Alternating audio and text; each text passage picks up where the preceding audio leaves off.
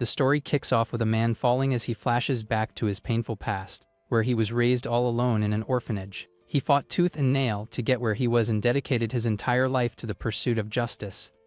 But not everything went the way he wanted. As it turned out, reality was a cruel mistress, throwing a pile of documents in his face and shattering his expectations. Because of this, he ended up butting heads with his boss, who screamed at him, calling him crazy for wanting to go against the system. Right after, his superior gets closer and tells him to listen carefully, calling our protagonist Prosecutor Seo-jun Gayong. The older man then asks who pays the taxes that fund his salary, implying it's not the common folk. Faced with the situation, the boss says that even a dog doesn't bite the hand that feeds it, and tells him to bury the case once and for all. With a clenched fist, Seo-jun Gayong asks if paying a lot of taxes gives someone the right to commit crimes. Our MC keeps talking, asking who wrote a law like that, because he's going to lock that scumbag up too. At that, his superior gives a mocking smile, calling the young man an arrogant kid who doesn't know his place. The scene cuts back to the present with Seo-jun Gayong falling into the water as his boss's voice echoes, telling him not to do anything he'll regret. At that moment, a group of masked guys appears in the rain, revealing who was responsible for throwing him in there. Underwater, our protagonist thinks that he actually does have one regret in this life, and that regret is having to leave this crappy world without taking down all the lowlifes like his boss. Lying on the ground and bleeding, Seo-jun Gayong wonders if this is how it all ends in such a useless and meaningless way. As his vision fades, all he can think is that if he just had a little more time, everything would be different. Suddenly, a bright light flashes in his mind, showing scenes of paramedics rushing to help him. When he regains consciousness, the first thing our protagonist sees is the white ceiling of a room and an IV bag. Looking at his own hand with an IV line, he wonders if this is really a hospital. From there, he sits up in bed, completely shocked, questioning how he survived a fall from that height. A satisfied grin appears on his face as he starts laughing, realizing he's been given a second chance. Now, he has the time he needed to hunt down his enemies, even if they framed him to be seen as a criminal. The fact that he's alive will be their worst nightmare. So he gets up, determined to get out of there. With no time to waste, he walks toward the bathroom, as he needs to escape that hospital as soon as possible. However, upon looking in the mirror, he touches his own face and feels something very strange, as if it's not him. At that, Seo-jun Gayong panics upon seeing a completely different face in the reflection and lets out a scream. To make matters worse, he realizes his voice has also changed, leaving him even more confused. Desperate, he starts slapping himself, believing this can only be a very weird dream. The pain from the slaps knocks him to the floor, and he wonders how a dream can feel so real and painful. Seo-jun Gayong then thinks that he needs to wake up soon, because his real body might be fading away somewhere. Seeing that slapping himself isn't working to wake him up, our protagonist decides there's only one way out of this dream. So, he runs toward the window to try a slightly more drastic measure. But just then, the bedroom door opens and a couple walks in, all happy, calling out the name Seo-jin.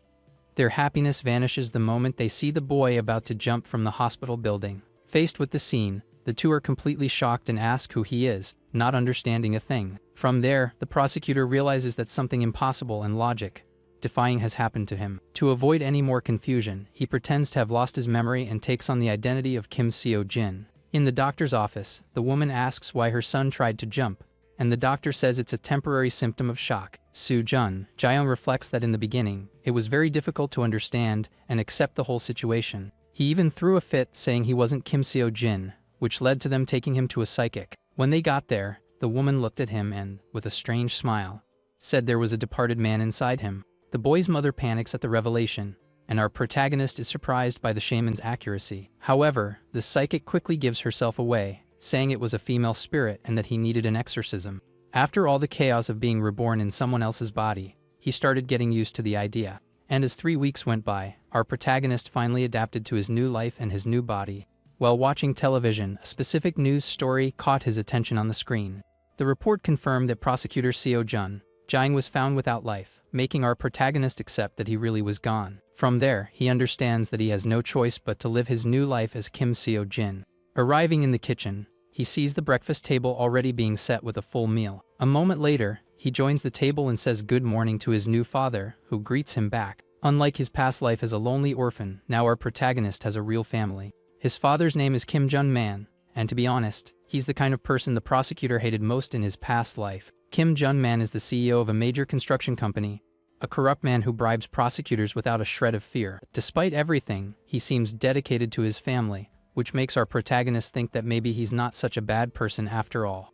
At that moment, his new mother, Oh Mi-jung, enters the room complaining about her husband's booze-stenched breath. She's a very elegant woman who's never washed a dish in her life and believes anything from France is automatically superior. Soon after, his younger brother, Kim Jin-young, joins them at the table, dreaming of becoming a great chef. Our protagonist still finds it very strange to have 3 new family members, but the weirdest part is being in this new body. Coincidentally, in this life he's also a prosecutor, but still a trainee, and he fell from the 5th floor of a building. He wonders if this was some kind of prank from the gods as he woke up in Kim Seo-jin's body with no memory of the accident. Regardless of whether it's a divine joke, he's been given a second chance and won't let it end as uselessly as the last one. Looking at his reflection in the soup, our protagonist thinks that if he uses all the resources he has now, he can get what he wants. This way he can finally have his revenge against Chief Prosecutor Kim Young-jun, the man responsible for his ruin.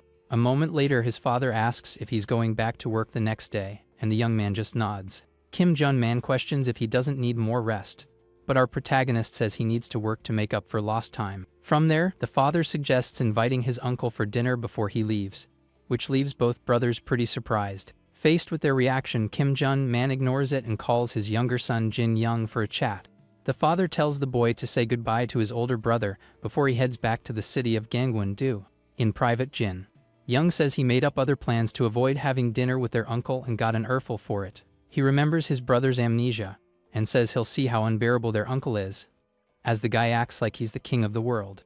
Jin-young continues to complain that their uncle looks down on them but is always asking for money, which piques our protagonist's curiosity. Jun-jaeyoung thinks he'll soon find out what this uncle is like, as the scene shifts to a very luxurious house. While he's reading in his room, someone informs him that his uncle has arrived for his visit.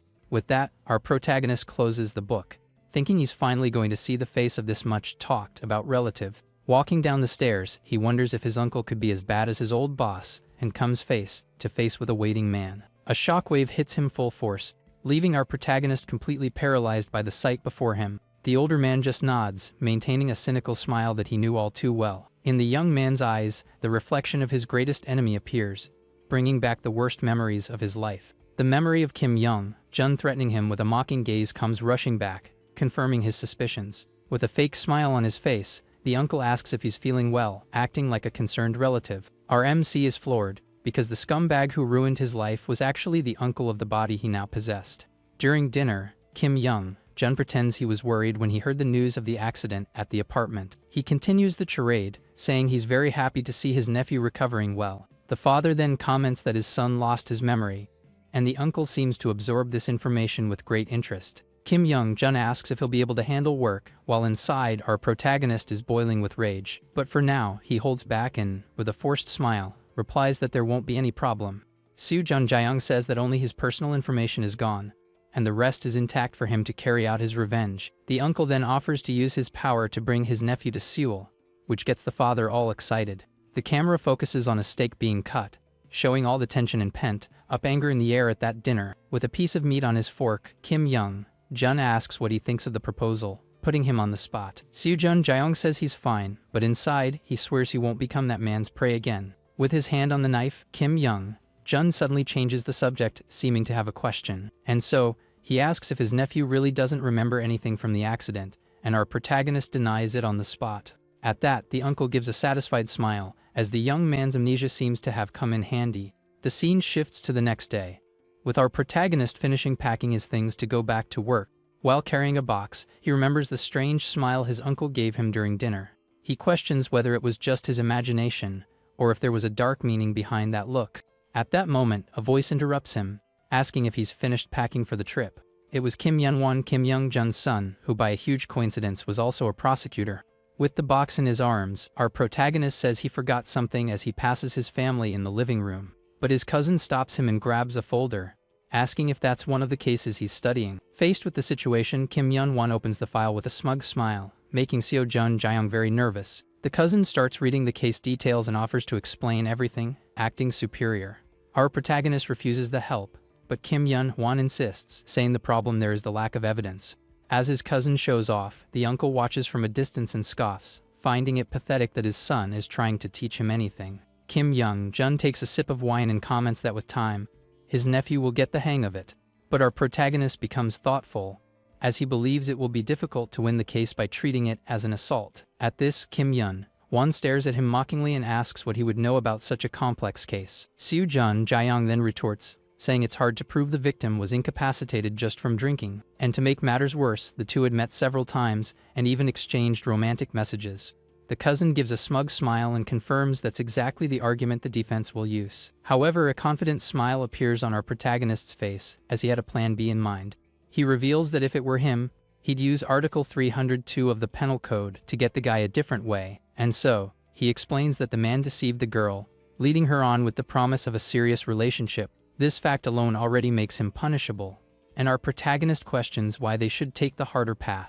In the background, Kim Young-jun observes the scene with a surprised look, impressed by the turnaround. The father then intervenes, saying they're both right, as the law can be interpreted in various ways. At that, Kim Young-jun puts his glass on the table, saying they need to go as it's getting late. The father and mother exchange a relieved look, happy that everything ended well within the family. The next day on the road, the father calls Seo-jun Jae-young, laughing and saying he's never seen his uncle so flustered. Our protagonist smiles in the car as he ends the call with his father, who was praising him quite a bit. But looking at himself in the rearview mirror, he starts to feel a little bad for the true owner of that body. Soon after, he arrives at his destination, which is the Gangwon District Prosecutor's office. Walking into the building, Seo-jun Jae-young thinks that he was expecting a reception like this. The atmosphere of the place was even more depressing than he could have imagined, with everyone looking defeated. As it turns out, the place was known as the Dongnam Exile, where they send prosecutors who lose their battles. He then heads to room 285, which belongs to prosecutor Lee Mung-soo. Upon entering the office, our protagonist remembers that this was where Kim Seo-jin was doing his internship. With a confident smile on his face, Seo-jun Jae-young thinks it's great to be back at his old job. Suddenly, a voice interrupts him, asking why he's standing in front of the door like a fool. Lee Mung-soo says that since he's back from his time off, he'd better be ready not to embarrass him in any way. With that, he throws a pile of documents on the desk with great force, making a loud noise. Our protagonist picks up the papers, preparing to hear the details of his first case in this place. The case was about a 40-year-old woman who was the victim of an accident while driving home. Lee Myung-soo questions if he just lay around for 3 weeks and asks him to give a summary of the case. Seo-jun Jae-young explains that the driver was indicted, but he claims it was an unavoidable accident. At that, Lee Mung-soo says they need to prove it wasn't unavoidable and asks for the expected sentence. Our protagonist replies that with a plea deal, it would be 1 year in prison with 2 years of probation. The older prosecutor gets furious and asks if he took private lessons from his uncle for 3 weeks. With this, Lee Mung-soo thinks that he doesn't like the rookie and can't find a flaw to criticize him for, so he asks if the young man has been to the accident scene, and our protagonist denies it on the spot. Faced with this, his superior blows a gasket, screaming that a rookie needs to go to the crime scene, and with a finger pointed toward the street, he orders Seo-jun Jae-young to go to the location immediately, no excuses. Outside, our protagonist thinks that he was sent to the crime scene after only an hour of work. However, a smile appears on his face, as he was already eager for some real action. From there, he starts analyzing the case and remembers that the scene was a shoulder with a very sharp curve. Looking at the road, Seo-jun Jae-young wonders how the driver took that curve at 80 km per hour. He then crouches down on the asphalt, thinking that the normal thing to do would be to slow down and find something on the ground. His eyes light up as he picks up a piece of debris, realizing that it could be an important clue. In his hands was a piece of the car's side view mirror, which will definitely help solve the case. Suddenly, he has a strange vision of a woman desperately asking for help. In the scene, a man says that it's not a request but a 200 million won deal. But the guy in the car isn't satisfied and raises the offer to 300 million won. The woman then accepts the deal, and the man celebrates the easy money he just made. At that, the vision disappears, and our protagonist is left there wondering what that was. He understands that since his reincarnation, touching certain objects makes him see their past. With the piece of the mirror in his hand, he wonders if the vision is related to the current case. The words favor and 300 million echo in his mind, leaving him quite intrigued. Faced with the situation, he begins to suspect that this was not a simple car accident. Crouched on the ground, he wonders if there are more memories but knows he can't force the vision. At that moment, a voice calls his name, Kim Seo-jin, pulling him out of his thoughts. It was his colleagues Shin Jong-sung and Lee So-hee who ask what he's doing there all alone. With a nervous smile, our protagonist hides the piece of the mirror to avoid raising suspicion. He says he was just checking out the scene, and thinks that he needs to be more careful around others. Shin Jong-sung then asks where he got hurt, as not even Yoon-won knows the details. Lee So. He replies that he got hurt a little here and there, without giving many details about the incident. At that, Shin Jong-sung complains that they were kicked out of the office, because everyone at that branch hates them. Our protagonist understands that for exiled prosecutors, a rich rookie like him must be a real pain in the neck. His colleague then says to get it over with, as he heard it was a simple traffic accident. Seo Jun-jaeng tells them both to wait at a nearby cafe, but Shin Jong-sung asks why they don't just leave. With a serious look, he replies that he has things to check and won't be leaving there anytime soon. Faced with his response, his colleague gets annoyed and places a hand firmly on our protagonist's shoulder. Shin Jong-sung asks what his problem is and why he's acting so strange all of a sudden. In the background, Lee So-hee watches the scene with a worried expression, unsure how to react to the situation. But our protagonist just lets out a mocking laugh, finding his colleague's attitude completely pathetic. He then removes the hand from his shoulder and says the case is his, and if he's not interested, he can leave first. Shin Jong-sung is shocked by the audacity and asks if he wants to ruin his debit to finally wake up. The colleague continues his lecture, saying that the lawyer on the other side is a friend of his father and that he used to beg for help. Our protagonist finds it unbelievable that a prosecutor over 30 is threatening him with his daddy's friend. With a victorious smile, he tells his colleague to send a message when he gets home, showing he's not afraid, and with a sarcastic grin, our protagonist tells him to ask his daddy's friend to pick a fight with the big, bad Kim Seo-jin. Shin Jong-sung gets furious with the mockery and grabs his colleague's collar with all his strength. Seeing the commotion, Lee So-hee approaches and, with a firm voice, tells them both to stop fighting. She informs them that she'll be waiting at a nearby cafe, and asks them to call when they're done with what they need to do. The annoyed colleague then lets go of our protagonist and, with a hateful glare, leaves, swearing revenge. In the car, Shin Jong-sung says he's going to call Yoon-won, the chief prosecutor's son, to sort out the situation. Lee So-hee wonders why he's trying so hard and calls the young man, asking what's gotten into Kim Seo-jin. She always thought he was just a guy who liked to show off, but now she wonders if she was wrong. However, the young woman quickly dismisses the idea, believing that his new attitude won't last very long. Back at the accident scene, our protagonist watches his colleagues leave, finally alone. He then wonders why the old Kim Seo-jin hung out with a guy like that and with Kim Yoon-won. From the information he gathered over the past few weeks, the previous owner of the body was a very calculating person. So, he decides to put that aside for now and finish investigating the accident scene. At that moment, an elderly woman approaches and warns him to be careful, as it's dangerous to stand there. Our protagonist introduces himself as an investigator, and the woman asks if there's still anything to investigate. The old woman expresses her sorrow for poor Soo Jae-young, and our protagonist asks if she knew the deceased well.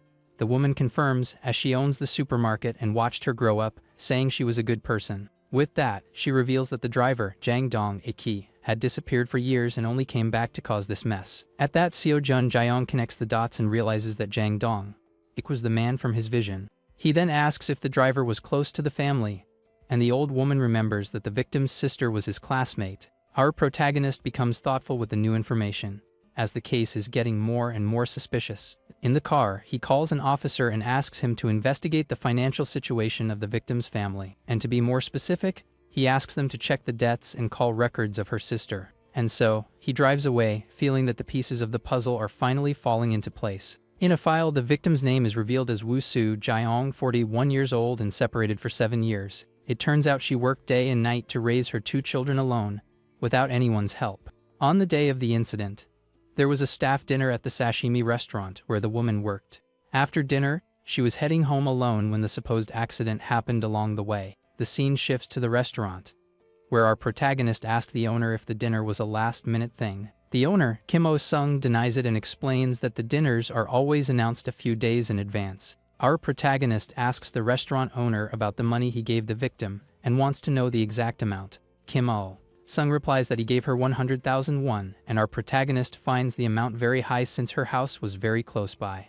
The man explains that the woman was very frugal and preferred to walk to buy snacks for her children, so he gave her the money to help out. He remembers that on that day, as it was already late, he insisted that she take a taxi home to be completely safe. However, the owner reveals that he saw her getting out of the car just after turning the corner to continue the rest of the way on foot. At this, he laments that if she had taken the taxi, she would still be alive, and our protagonist jots down the key points of the case. With this information, He concludes that for someone who wanted to harm her, it would be very easy to predict her route and her schedule. Back in the car, he analyzes the file of the victim's sister, named Woo Soo-jin, 45 years old and, by the way, single. The woman had a small, failing restaurant and a 120 million won debt to dangerous loan sharks. Soon after, he moves on to the driver's file, Jong Dong-ik, who happened to have studied at the same school as the victim's sister. His record shows 2 convictions for violence and a 30 million won debt, plus he had recently returned to town. Although there's no proof of contact between the two,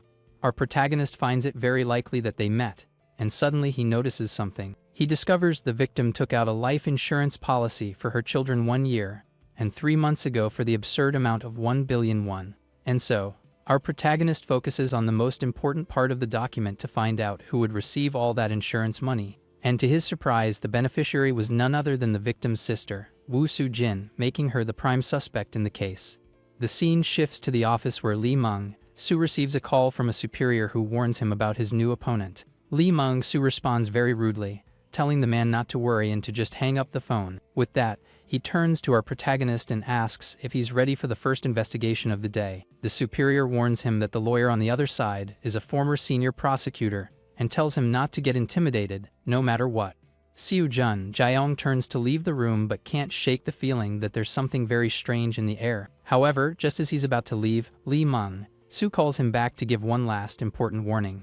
With a threatening look and a pointed finger, the older man tells the rookie not to make any mistakes. Our protagonist just nods as his boss's words echo in his mind. After the young man leaves, Lee Mung-soo approaches the office window to observe something outside. He stares intently at a man and whispers the name Gu Sang-jin with a very serious expression.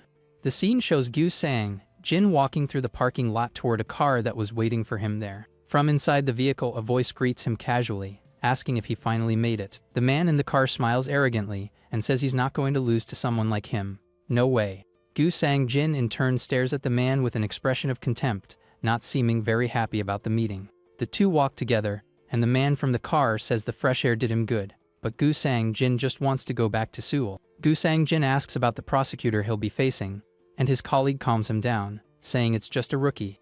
The young man adds that the rookie is arrogant, because his father is the head of the Daejeong construction company. At this, Gu Sang-jin states that the kid needs to be crushed to finally learn to fear the law. The two say their goodbyes and agree to grab a bite together once the interrogation is over. Alone, Kim Yun-hwan thinks with hatred that Seo-jun Jae-young insulted him and swears he'll take him down a peg in court. The scene then shifts to the door of interrogation room number 302, where everything is about to happen. Inside, our protagonist and the suspect await the arrival of the lawyer, who boasts about his high win rate. With a confident smile, the veteran lawyer introduces himself as Gu Sang-jin and hands over his business card. Seo-jun Jae-young takes the card while the older man thinks he's going to turn his debit trial into his downfall. The veteran lawyer mockingly asks our protagonist's age, and the young man says he shouldn't ask. Gu Sang-jin feigns an apology and says he was just curious before suggesting they get straight to the point. He begins to argue, citing examples of unavoidable accidents like a pedestrian appearing out of nowhere or a bicycle going the wrong way.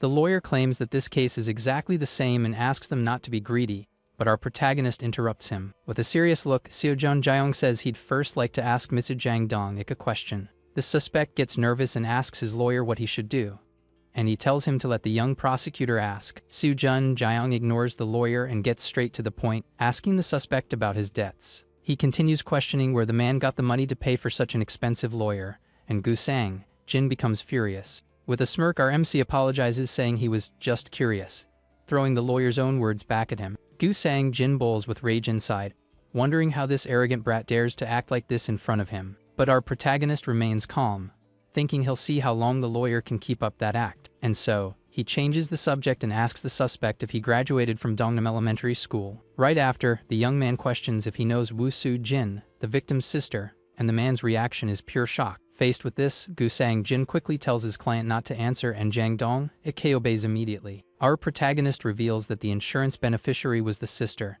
and the lawyer explodes, asking what that has to do with anything. With a serious look, he replies that he has determined the possibility that this was not a simple traffic accident. Upon hearing this, Jang Dong-ik starts to sweat, and his desperate expression gives away all his nervousness. Gu Sang-jin gets annoyed and yells at him to stop talking about possibilities and bring some solid evidence to the table. However, a small, confident smile appears on our protagonist's face as he was prepared for this. He calmly says he has evidence and turns the laptop to show a video he obtained. Jang Dong-ik's reaction is pure terror upon seeing what was being displayed on the prosecutor's computer screen. Our protagonist shows a video of Jang Dong-ik sitting in a cafe near the victim's workplace on the day of the incident. Gu Sang-jin scoffs at the evidence, saying that tracking his client doesn't make him a suspect in any way. He boasts about his 15 years of experience and claims he can read the young prosecutor's thoughts. And so, the lawyer says our protagonist suspects a conspiracy between his client and the victim's sister. With a threatening look, he warns him not to disturb a grieving family if he doesn't want to see his name in the media. Faced with the situation, he suggests the young man get concrete evidence, or else they will only discuss the accident. But our protagonist interrupts him, saying he's getting it all wrong and underestimating the situation. The young man's confidence leaves the experienced lawyer completely shocked and even a little scared. With a firm gaze, Seo-jun, Jaeyoung states that he's the one who decides the charge and he doesn't need his permission. Gu Sang-jin is left speechless, wondering how a rookie can have so much audacity and self-confidence. He doesn't understand where all that veteran-like composure our protagonist displays comes from. Realizing the situation, the lawyer tells his client to keep quiet and not show any weakness to the prosecutor. Our protagonist then starts quoting the conversation from his vision, saying that 200 million is a very low amount. He completes the sentence by talking about 300 million and Jang Dong-ik is terrified, wondering how he knows that. With a victorious smile, our protagonist asks if what he just said doesn't sound very familiar to them. Desperate Jang Dong-ik stands up and starts yelling that he did nothing and is innocent of the charge. Our protagonist just stares at him calmly and with one finger presses a key on his laptop keyboard. He then asks who the suspect called right after the supposed accident happened on the road. Jang Dong-ik stammers trying to answer, and our protagonist pressures him, asking if he was of sound mind after the crash. And so, he reveals that the call was made at 1:40, but the fire department was only alerted 6 minutes later. With a confident smile on his face, our protagonist questions if the call to emergency services took 6 minutes to go through. Gu Sang-jin tries to argue that the camera's clock might be wrong, but the young man has another card up his sleeve. Our protagonist reveals that the records show another call made 6 minutes after the first one, to emergency services. And that call was at exactly 1:40 in the morning to Woo Soo-jin, the victim's older sister. From this, he concludes that the man called the mastermind while waiting for the woman to stop breathing on the ground. Outside the room, Lee Mong-soo is shocked to realize that this was actually a murder case. Without wasting a moment, he grabs his phone and looks for the chief prosecutor's contact to inform him of the situation. With a satisfied smile on his face, he calls his superior and says that he needs to get down there immediately. At that moment, a security camera in the corner of the room reveals that someone was listening to their entire conversation. The chief prosecutor arrives and asks in shock how the rookie managed to unravel such a complex case all by himself. Lee Mong-soo watches from a distance and admits that Kim Seo-jin is not bad at all and that Gu Sang-jin has met his match. With a satisfied smile, he turns and asks if he can write a little script to take advantage of the situation. The older man comments that their branch has been quiet for too long and that a little noise wouldn't hurt. At this, Lee Mong-soo asks if that's all with a very malicious look, as his plans are bigger. Soon after, he reveals with a smile that the lawyer Gu Sang-jin is actually a classmate of his. Because of this, he really wants to tarnish that arrogant guy's reputation, showing all his resentment. The scene shifts to Kim Yun-won and Lee So, he walking as he asks if she knew about the investigation. The young woman replies that she didn't know, and our protagonist's cousin says he'll have a tough day against Gu Sang-jin. Kim Yun-hwan continues to mock, saying that a rookie like him will probably be humiliated in court. At the same time, a group of reporters gossips that Gu Sang-jin is the type who'd defend the devil himself for a paycheck. Kim Yuan gets worried but soon hears an unbelievable rumor that Gu Sang-jin is losing the dispute. Another reporter confirms the gossip, saying the rookie is on fire and isn't losing a single argument. Faced with the situation, Kim Yun-won is completely shocked and wonders what the heck they're talking about. Suddenly, the interrogation room door bursts open, and Jang Dong-ik comes out screaming for them to let him go. As the suspect is dragged away, our protagonist stares at the lawyer and coldly asks if he's leaving already. With a victorious smile, our protagonist asks if he wants to continue or if he's had enough. Gu Sang-jin explodes with rage and yells that he's out because he thought it was just a simple traffic accident. Seeing the man leave, our protagonist just calmly says for them to leave as well. At this, the lawyer turns and threatens the young man, telling him to watch his manners as he's seen plenty like him. After the threat, Gu Sang Jin finally leaves while our protagonist just watches from a distance. A memory comes to his mind of when the lawyer questioned him for working so hard in his past life. Back then, the man said that the harder he worked, the more he'd be seen as an easy target for others. And to succeed, he would have to grovel and scream that he loved the congressman to get what he wanted. Back in the present, our protagonist thinks that the man's face is just as unpleasant now as it was before. With that, he enters the room again, swearing he'll get rid of Gu Sang Jin soon. Meanwhile in the hallway, Kim Yun Won was spying on all the commotion from a distance. Shocked by what he saw, he turns to Lee So Hyun says that Kim Seo Jin has completely changed. The young woman then asks if even he can see that our protagonist seems like a different person now. Kim Yun Won is left speechless and just curses under his breath, so angry at being humiliated like that. With everyone confused, the question hanging in the air is what the heck is going on in that place.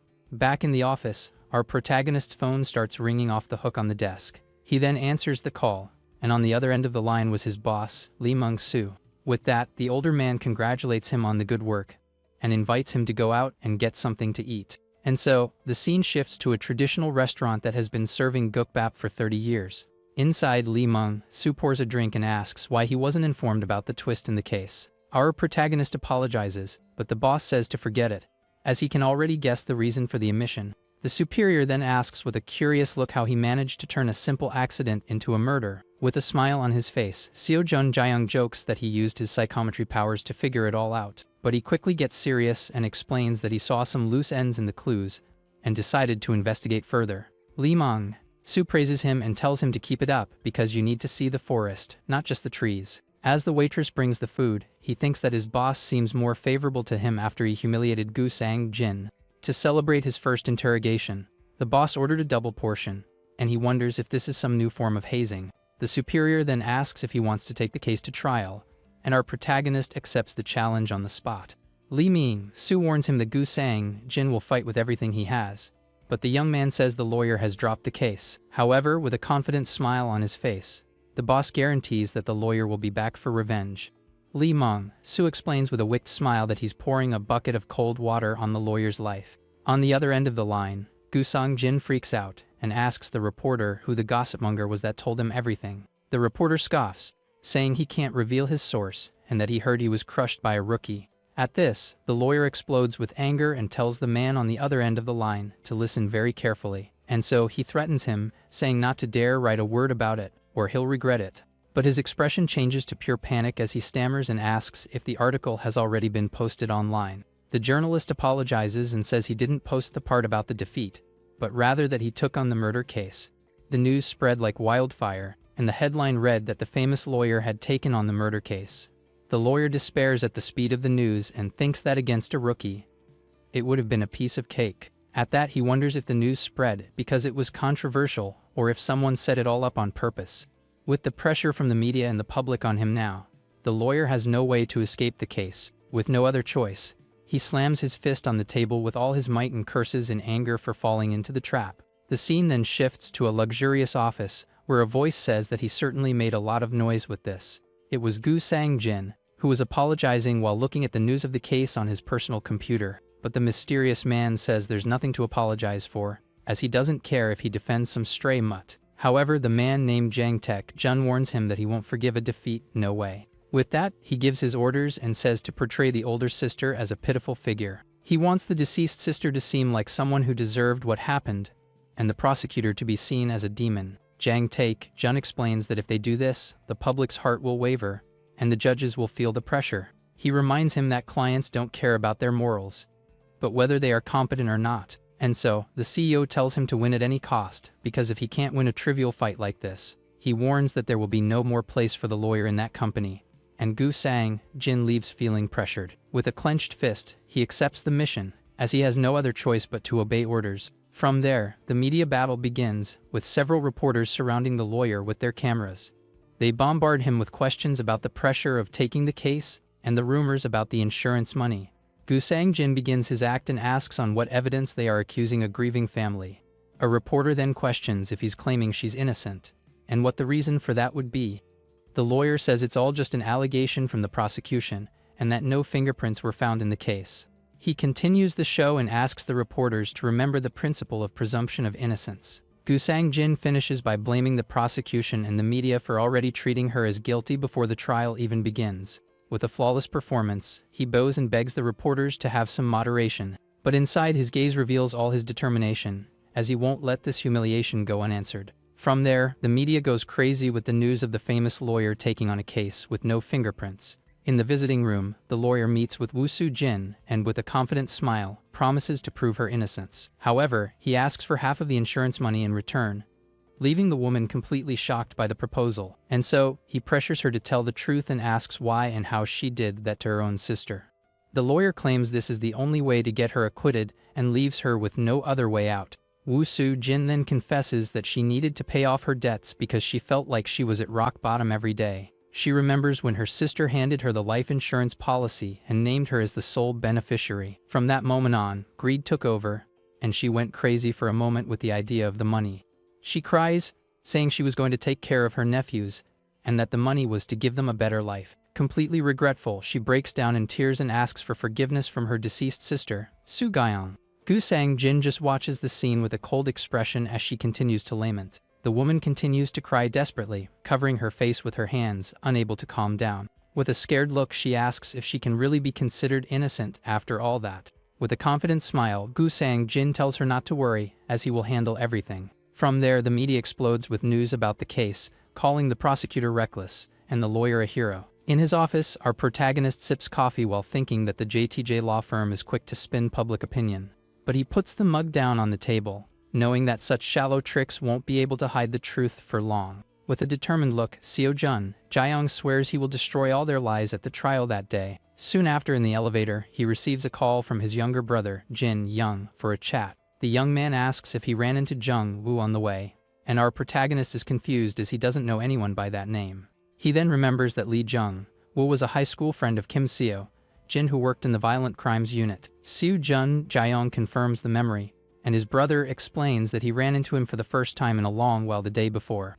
Jin-young says that his friend dragged him to the accident scene and then went to Gangwon due to meet him. And so, he warns him not to be surprised if his friend shows up suddenly and wishes him good luck at work. And as if it were a premonition, a man appears and calls him by the name of Kim Seo-jin with a friendly wave.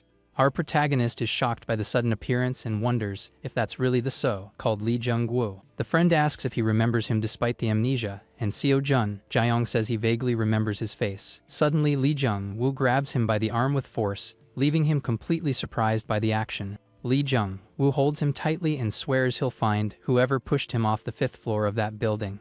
Our protagonist questions how he knows he was pushed, and his friend replies that it's a detective's hunch. With this, Seo-jun, Jae-young reflects that nothing showed up on the cameras, and there's no record of who called for help. He decides he'll investigate later and tells Lee Jung-woo to get in the car as he has a trial. And so, the two get into the vehicle to make their way to the courthouse, as the trial was about to start. In the car, his friend asks why he's so serious and not cracking any jokes like usual. Lee Jung-woo finds it strange that he's not listening to girl group music and asks if he really doesn't remember anything. To test him, his friend asks if he forgot about the 300,000 won he borrowed from him. He continues the test and asks about the motorcycle, but our protagonist says he remembers denying the request. Given the answers, Lee Jung-woo smiles, realizing his friend remembers everything perfectly. Our protagonist is relieved to see that, luckily, the real Kim Seo-jin had a good friend by his side. Soon after, his friend's cell phone starts ringing suddenly inside his jacket pocket. Lee Jung-woo answers the call and asks if there's any news on the Woo Soo-jin case. Upon hearing about the victim Woo Soo-kang's cell phone, our protagonist goes on high alert with the information. Suddenly, he has a strange vision and wonders why his psychometry is kicking in out of the blue.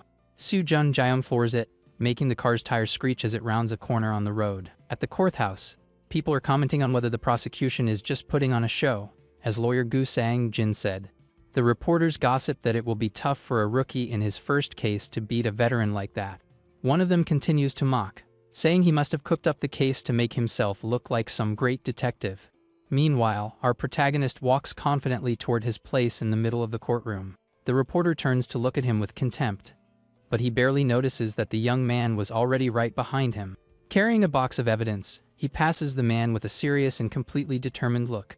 The journalist is shocked by the young man's dignity, as it's hard to believe he was just a trainee. Faced with his imposing presence, they begin to think that maybe the lawyer will be the only one embarrassing himself there. Soo-jun Jaeong sits in his place and begins to organize the documents for the start of the trial. But looking around, he notices that his opponent Gu-sang-jin had not yet arrived. Soo-jun Jaeong reflects for a moment, thinking it's incredible to be sitting in that place once again. For him, this was his recovered life as a prosecutor, and he wasn't going to waste this new chance. With everyone in their places, the judges arrive and begin the trial of the Dongnam district. And with a look full of hatred, he swears that unlike his past life, he will not be defeated and will take them all down. The judge asks the defendant to be seated, and then asks the prosecutor to formally present the indictment. With a confident smile, our protagonist thinks that now begins the second act of his life as a prosecutor. He begins the indictment by saying that Woo Soo-jin conspired with her colleague Jang Dong to take her sister's life. Gu-sang-jin thinks the young man is arrogant and whispers to his client not to tremble and to deny everything he says. To pressure her, he asks what will happen to her nephews if she goes to prison. The woman convinces herself that she did everything for her nephews and that it was what her sister wanted too. At this, the judge asks if Woo Soo-jin acknowledges the facts of the prosecution's indictment against her. With an expression of suffering in a trembling voice, the woman completely denies the accusation. She starts to cry and begs them to believe her, saying she misses her sister very much. The audience is moved and begins to doubt the prosecutor, thinking he exaggerated to become a hero. But our protagonist just smiles, curious to see the face beneath that mask. Seeing the scene, the judge asks the prosecutor to begin the interrogation of the defendant to clarify the facts. He then asks if she knew she was the beneficiary of a 1 billion won life insurance policy. The woman replies that her sister told her to take good care of the children if anything happened to her. Seo-jun Gaung questions her about her debts to loan sharks, and she says it's nothing unusual. Our protagonist thinks the woman has some nerve and asks why she used a cell phone in someone else's name. She says she didn't know and that Jang Dong gave her the phone as a gift so they could talk, and the young man questions her. Under pressure, the woman reveals with a tired expression that the two were dating at the time.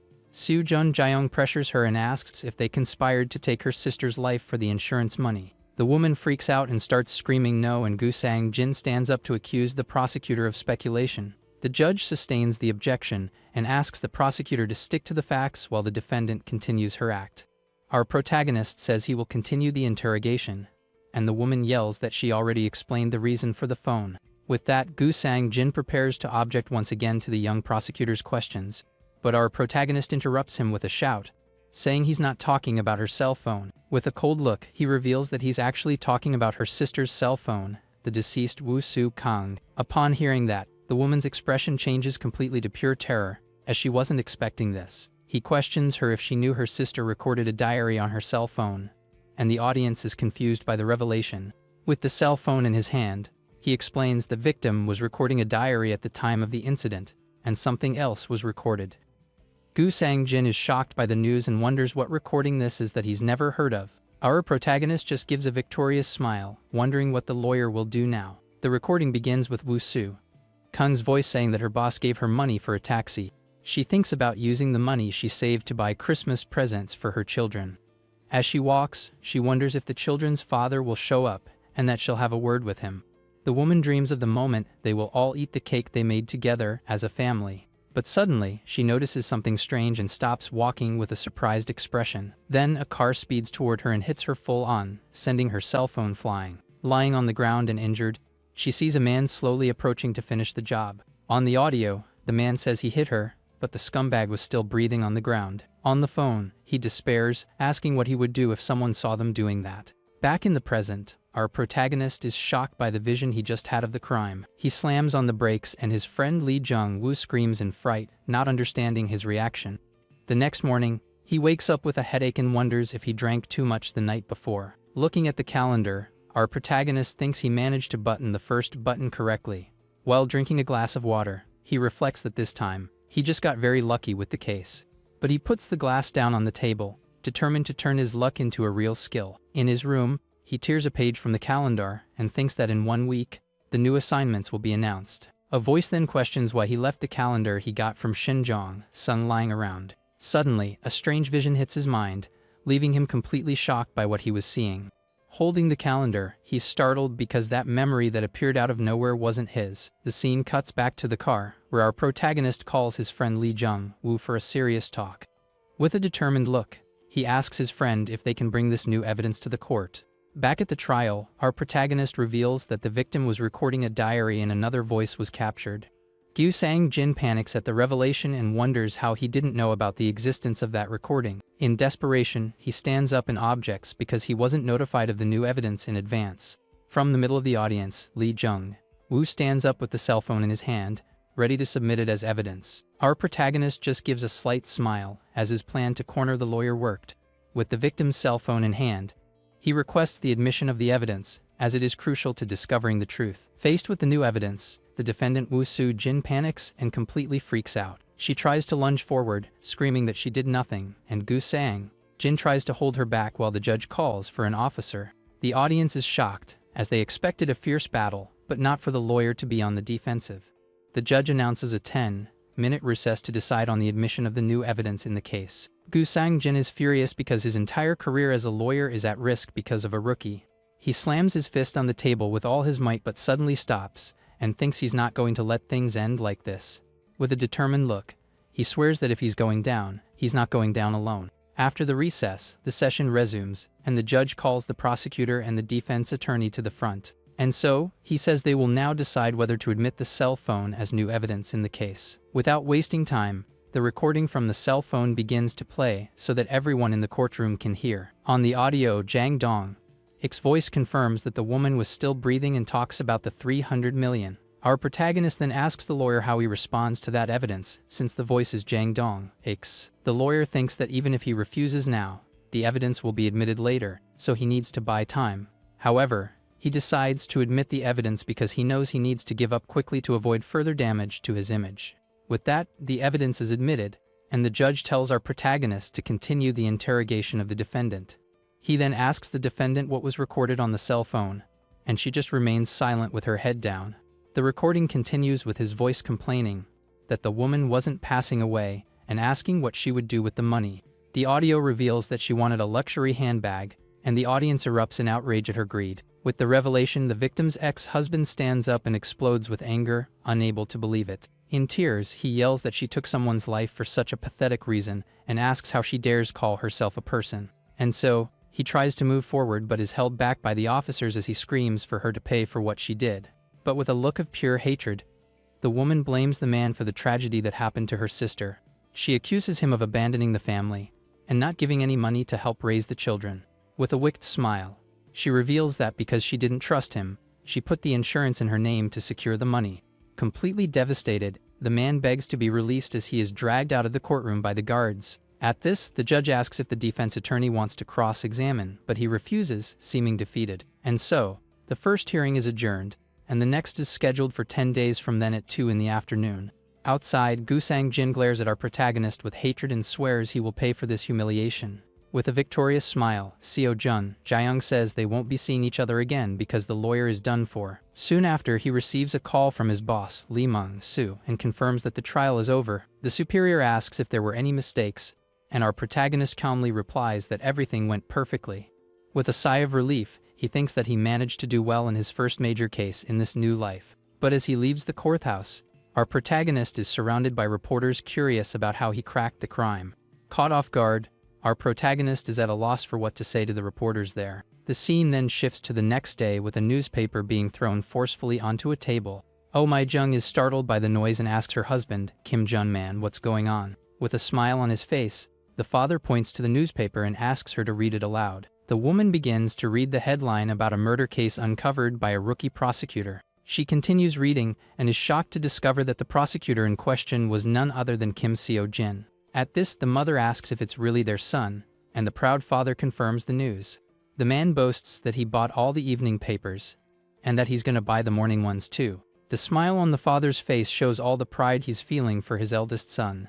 Celebrating the achievement, he hugs his son and congratulates him on the good work while the mother applauds. The scene then shifts to our protagonist's apartment as the sun sets on the horizon. The next day, he turns off the alarm clock very early, preparing for another day of work. Suddenly, a memory comes to his mind of when he received a calendar as a gift from someone. In the memory, Shin Jong-sung says his father brought a bunch of calendars from the bank for good luck.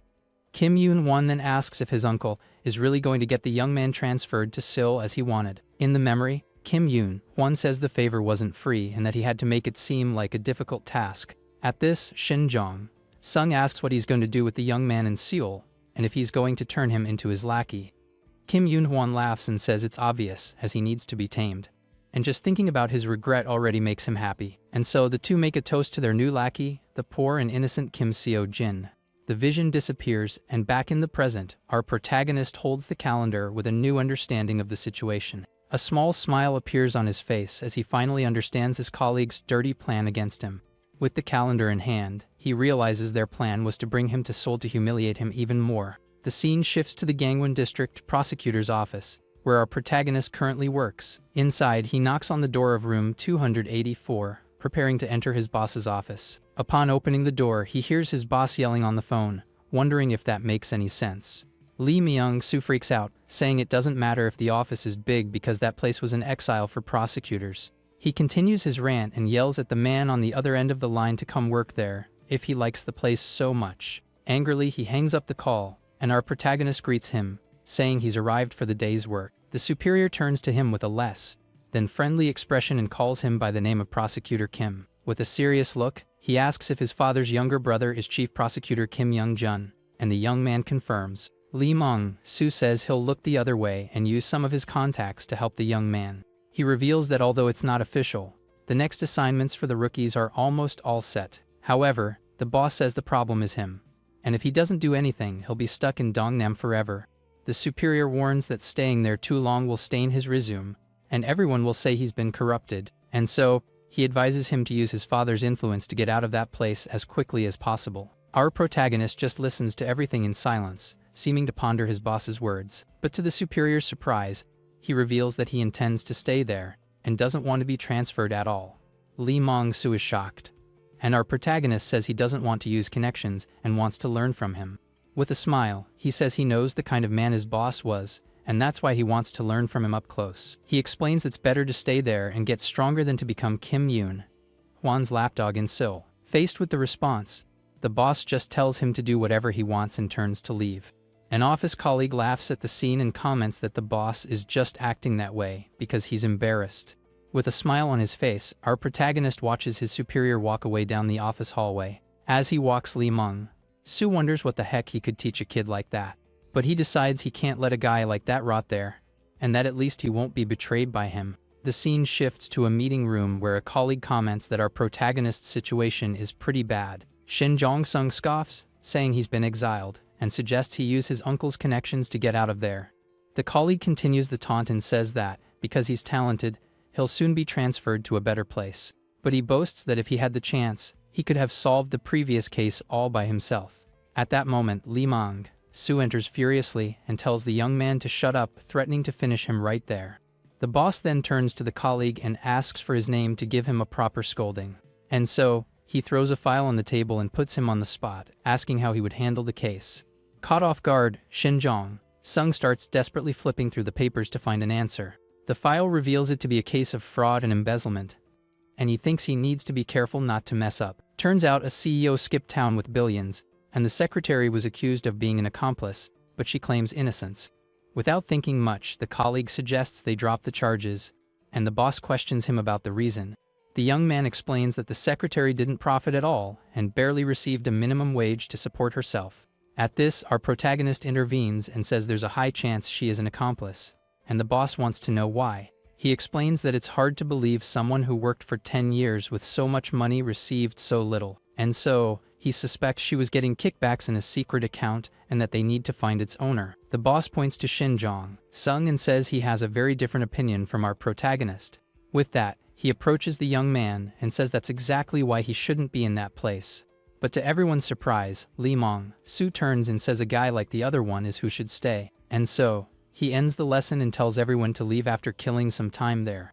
Shin Jong-sung is furious with the humiliation and wonders why the heck he's being treated that way. At that moment, he approaches and asks her colleague if he felt the same thing she did. The young woman then reveals that she feels like she's falling further and further behind prosecutor Kim Seo-jin. Because of this, she decides she needs to find a way to learn more so she never falls behind again. Shin Jong-sung agrees in his thoughts, as he knows the current Kim Seo-jin is many steps ahead of him. He wonders how the young man changed so much, as a call with his father comes to his mind. On the call, the father shows his pride and offers help. But our protagonist says he wants to achieve it on his own merit. He promises he'll call if things get really tough and says goodbye to his father to continue his work. With that, he ends the call with a very determined expression on his face. Looking out the window, our protagonist swears he will no longer live inside his uncle Kim Young-jun's cage. To prove it wasn't just luck, he decides he needs to keep showing his skills to everyone around him. He decides that to show his skills, the best option is to investigate Dongnam's cold cases. Our protagonist thinks that since they are cases no one has solved, it's no big deal if he fails the mission. With that, he picks up one of the file boxes and wonders what would happen if he managed to solve the case. From there, he opens the file, thinking that success would be a huge achievement, and chooses his first target. The case was about the kidnapping of Yu Ah-sung, a boy who was found without life in a manhole 2 weeks later. He begins to analyze all the details of the file, looking for any clue that might have been overlooked. Faced with the brutal details, our protagonist is shocked and thinks about how a monster like that is still on the loose. With a determined look, he swears he will find the person responsible and make them pay for everything they did. And so, he continues his investigation, turning the pages of the file with a new determination. Suddenly, a voice interrupts him, asking what he's doing there alone with the Yu Ah-sung case. It was Lee So, he who questions him about the case, and our protagonist wonders why she's there at the office. The young woman explains that since she was working late, she decided to do something to pass the time. With a smile, he says he doesn't like the idea of a beast like that being on the loose all this time. Lee So, he agrees with him, as she also thinks the culprit of that crime needs to be caught soon. She then regrets not approaching him sooner and says that since he went to headquarters, they'll see each other from time to time. Our protagonist says he's going to find the detective on the Yu Ah-sung case, and Lee So, he is surprised that he's going now. A bit shyly, the young woman offers to go with him, and our protagonist thinks for a moment. Holding the file box, he agrees to the idea, and the two prepare to leave together. The scene shifts to the office of Chief Prosecutor Kim Young-jun, who happened to be our protagonist's uncle. Kim Young-won questions why he didn't bring him to Seoul and assumes it was retaliation from the JTJ firm. With a mocking smile, the father says the young man was getting arrogant even before becoming a prosecutor. At this, the son realizes that this was revenge for him defeating the lawyer, Gu Sang-jin. The older man reveals he didn't stop it to create a debt, and that soon his uncle will request the transfer. With that, he puts out his cigarette and says that when the young man comes to Seoul, he'll put him under his son's supervision. Kim Young-jun tells him to train him well so that he can't do anything without his help, and the son agrees. And as if it were a prediction, the older man's cell phone starts ringing, exactly as he imagined. On the other end of the line, our protagonist's father reminds him of the promise to help transfer his son to Seoul. But to the man's surprise, the young man's father says it's no longer necessary because he wants to stay in Dongnam. The father continues, saying that a little hardship is good for him, and thanks him for the help, leaving the uncle furious. With the plan ruined, Kim Young-won panics because he wanted to do his internship in Seoul and now he might be sent away. Furious with the situation, Kim Young-jun looks at his son and calls him a complete and pathetic punk. Kim Young-won is shocked and asks if he did something wrong, but his father just confirms and tells him to get out. With a wicked smile, the older man wonders how his nephew dares to reject his will and stay in Dongnam. His eyes fill with hatred, as he won't accept being challenged by a rookie like that. No way. And so, he swears he will bury Kim Seo-jin forever. As the scene shifts to a sunny day. On the street, people are impressed by someone's beauty and wonder if it's some famous celebrity. It turns out the two were our protagonist and Lee So-hee, and she comments that he draws a lot of attention wherever he goes. The young woman asks what's wrong and if he's already used to all that attention from people. He denies it on the spot and suddenly spots his friend Lee Jung-woo talking to two people up ahead. The friend reassures a man, saying it might not be just a disappearance and not to worry so much. Lee Jung-woo comforts a crying boy, and our protagonist realizes it's a missing person case. At that moment, his friend turns and calls his name with a smile, waving for him to come closer. Caught off guard, our protagonist is a bit shocked by his friend's sudden appearance there. Lee Jung-woo asks why he came with a celebrity, and our protagonist says she's a work colleague. With a smile, Lee So-hee introduces herself as a prosecutor from the Dongnam office, leaving the young man shocked.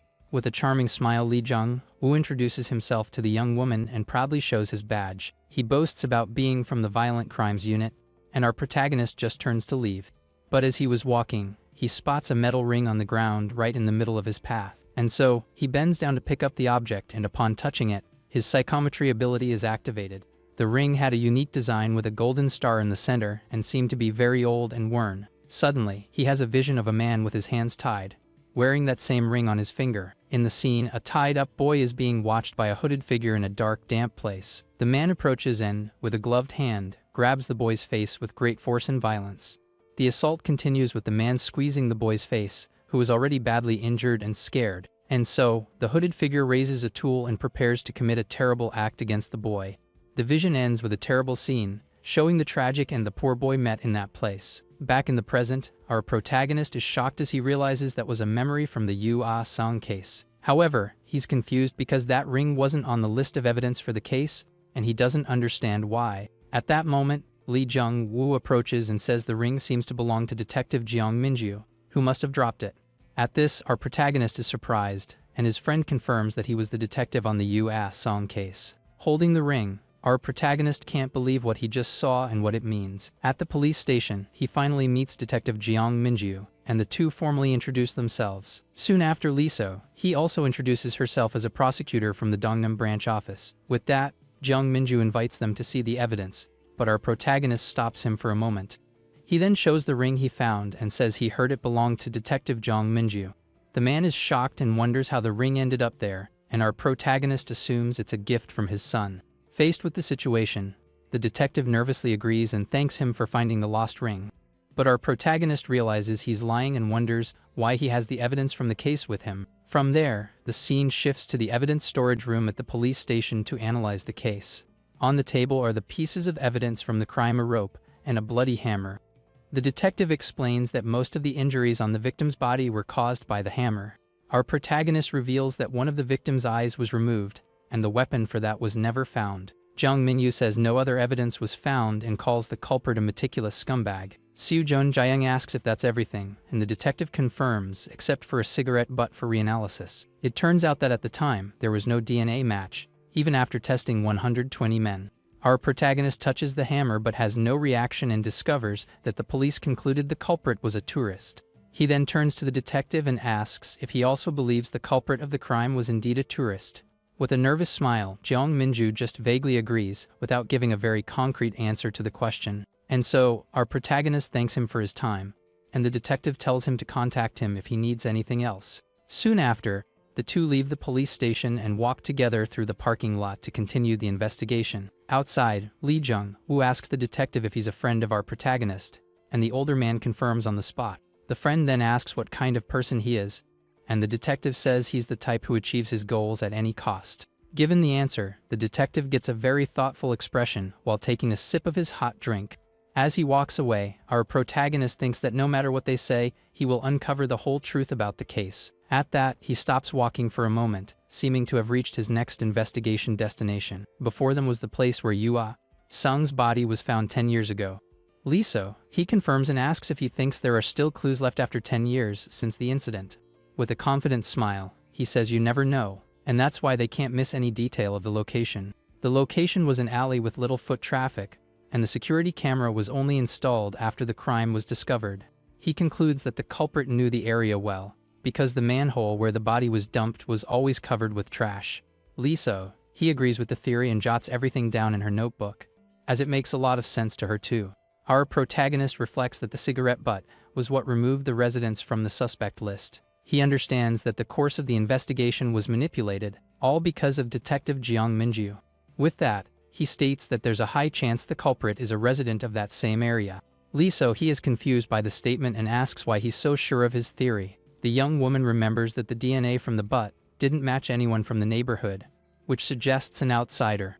With a confident smile, our protagonist questions if she's sure the butt really belonged to the culprit. Lee-so, he explains that the butt was found along with the victim's belongings, right on top of the body. At this, he suggests that the culprit might have planted the evidence there on purpose, and she is shocked. Our protagonist has a sudden insight and realizes there might be other victims of that same criminal. In the office, he analyzes a document about animal disposal and says it was exactly as he expected. He discovers that before the Yu-Ah-sung case, there were several reports of mutilated animal disposals.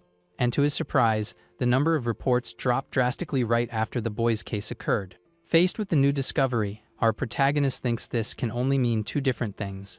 With a serious and determined look, he prepares to finally unravel the mystery of that case. Seo Jun Jaeong has a vision of Detective Jeong Minju and wonders if that's his psychometry manifesting. In the scene, the detective receives a call asking him to help a boy named Yu Ah Song get home.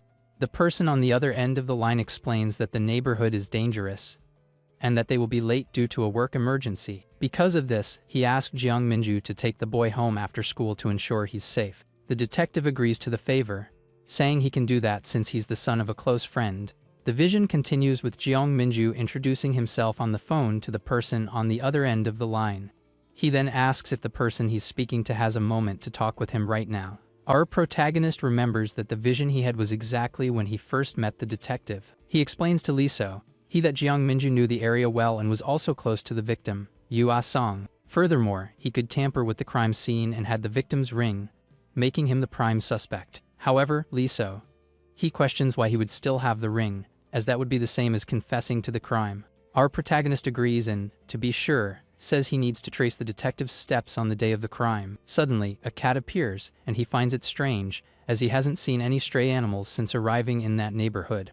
Lee So, crouches down to pet the cat and comments that a neighborhood with so many alleys should have several of them around. While she pets the animal, our protagonist watches her in silence, seeming to ponder something very important. At this, Lee So, questions why he's so far away and if he doesn't like cats. Our protagonist replies that it's nothing like that and that for some reason, cats have always hated him. The young woman finds it strange because this one was super friendly and even jumped into her arms despite never having seen him before. But suddenly the animal leaps from her arms and flies toward our protagonist with a loud meow. The cat then lands right on the young man's face, leaving him completely surprised by the animal's action.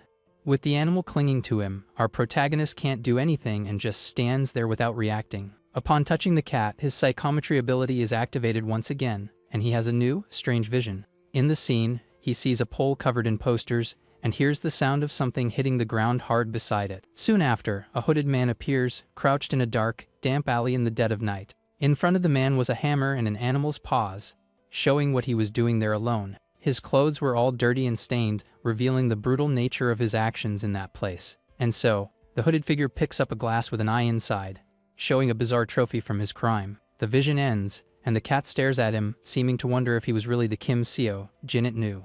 Lee So approaches worriedly and asks if he's okay, and our protagonist says yes, a little dazed. He then realizes that the weapon used in the vision was the same as in the Yua Song case and that an eye was also removed. With this, our protagonist understands that what he saw was actually the culprit of the Yua Song case. He realizes that the criminal was already attacking animals before the boy's case, as a kind of rehearsal for what was to come. Petting the cat, he thinks that crimes like this never end with a single victim and that there must be other cases. Because of this, he sends a message to an officer asking to check on the families that moved out of the area in the last 10 years. Our protagonist believes that either the culprit left the area or started attacking humans, but there are no records of serial murders. And so, he assumes the criminal stayed in the area but hid the new victims' bodies much better than Yu Ah Song's. At this, he concludes that the clue to finding the culprit must be in the unsolved missing persons cases.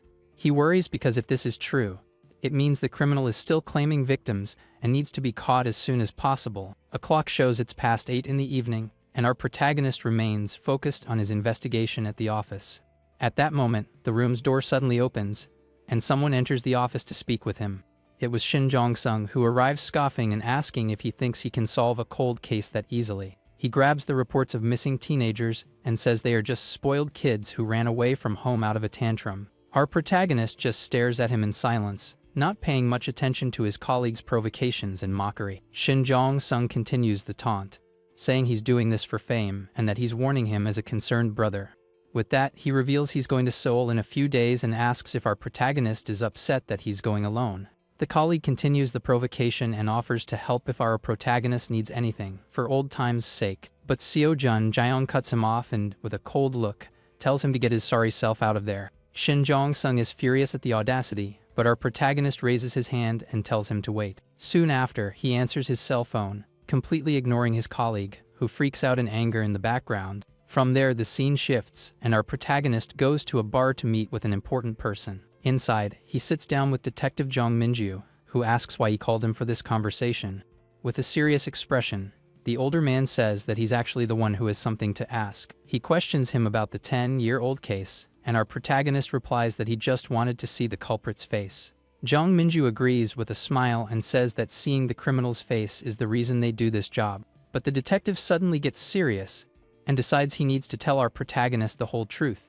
With his face sweating, he reveals that he's been investigating that case alone for 10 long years. He says the victim was the son of a friend, and that the boy admired him greatly as a great police officer. In a memory, he shows his handcuffs to the boy and says that even on the day of his disappearance, he was with the boy. Because of this, he grips his glass tightly and says he really wanted to catch the culprit with his own hands. Faced with the revelation, he downs his entire beer at once while our protagonist just watches the scene.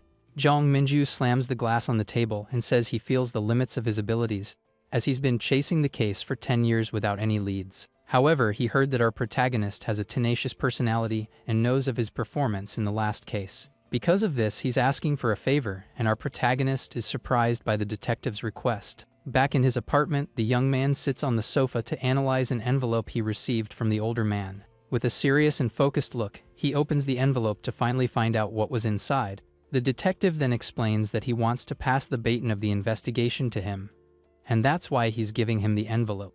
Our protagonist stares at the papers with a very serious and concentrated expression on what he's seeing. It turns out that inside the envelope was a list of the main suspects in the Sung case that he had investigated. Soo Jun Jaeyoung notices that some suspects match those he had in mind and wonders if this is a trick. The detective then reveals that after his visit to the police station, he received a threatening letter from the culprit. The letter was left on his doorstep with a photo of his youngest son, and he fears for his family's safety. At this, Jong Minju says he's dropping the case and begs our protagonist to catch the scumbag. Back home, the young man grabs a drink and remembers that on the day of the crime, the detective went to pick up the boy, but had to return to the station. And it was from that moment on that all traces of poor Song completely disappeared. Soon after, his cell phone rings, and when he answers, a voice on the other end of the line desperately yells for him. The person on the other end of the line reveals that they found a match for the DNA from the cigarette butt. The next day at the Dongnam office, our protagonist receives the news that the man served time for robbery. Reading the suspect's file, he understands why there was no data on him 10 years ago. However, the man named Hyo Jong Jae has a perfect alibi, as he was hospitalized with a fracture at the time of the crime. To make matters worse, the suspect never left Jeju Island until 5 years ago and has never been to Chosin Rai. With this, our protagonist confirms his suspicions that the cigarette butt was a false clue left by the culprit, and so, he wonders how the cigarette butt of a man who was in Jeju ended up at the crime scene in Chosun Rai. Holding the evidence bag, he has a sudden insight and his psychometry ability is activated once again. With the butt in his hand, he has a vision of the past and can see all the details of what happened. In the scene, a group of students is in Jeju on a school trip, and a plane flies over the location. One of the students is sitting on a bench while his classmates chat and have fun nearby. The young man then gets up and starts following his friends to continue the tour of the island. On the ground, a still-lit cigarette butt shows that the man who was there was a smoker. Suddenly, a gloved hand approaches and carefully picks up the cigarette butt from the ground. With a wicked smile, the man places the butt in a plastic bag to use it as a false clue in the future. Back in the present, our protagonist holds the evidence bag and connects the dots, as the vision was from the year of the crime.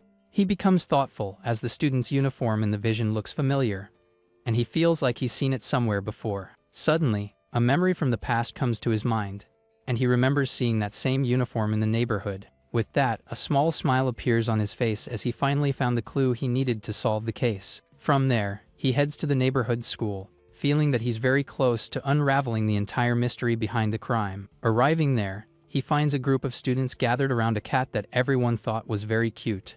One of the students tries to give a snack to the cat Hanyang, but a friend tells him to give up, as she always runs from him. At that moment, a man approaches and comments that there are almost no cats in the neighborhood, but he sees one right in front of him. One of the students explains that the cat was raised at the school, and the teacher asks our protagonist what he's doing there.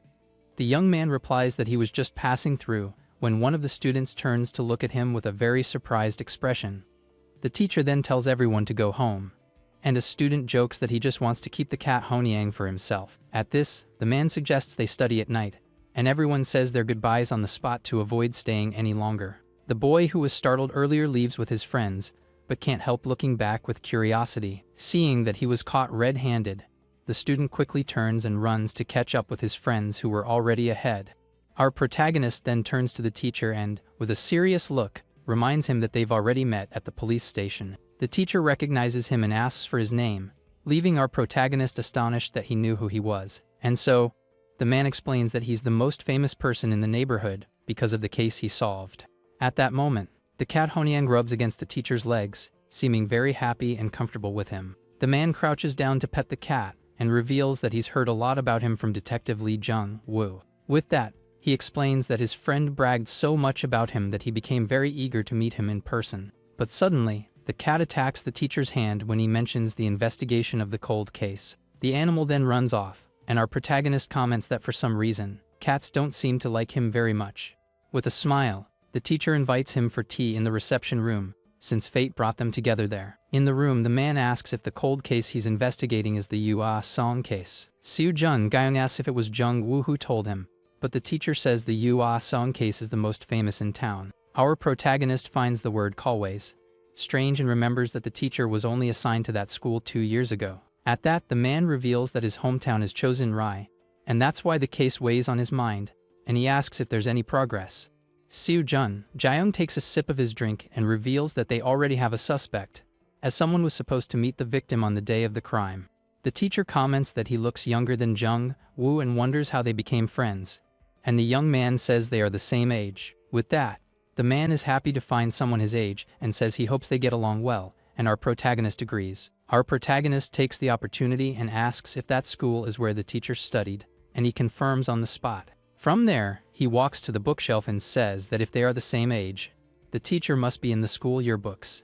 With a sly smile, our protagonist grabs one of the yearbooks, thinking he'll take a peek into the man's past. And so, he begins to flip through the pages of the book, looking for something specific among the photos of the students in that class. And as he turns the pages, one particular photo catches his eye, making him stop to analyze it more closely. In the photo, a group of uniformed students posed during a school trip to the famous Jeju Island that year. A victorious smile appears on his face, and our protagonist thinks he finally caught the scumbag. From there, he confirms that the culprit was actually a student at Dongnam School at the time the crime occurred, and to confuse the entire investigation, he went all the way to Jeju Island just to collect cigarette butts to use as false clues.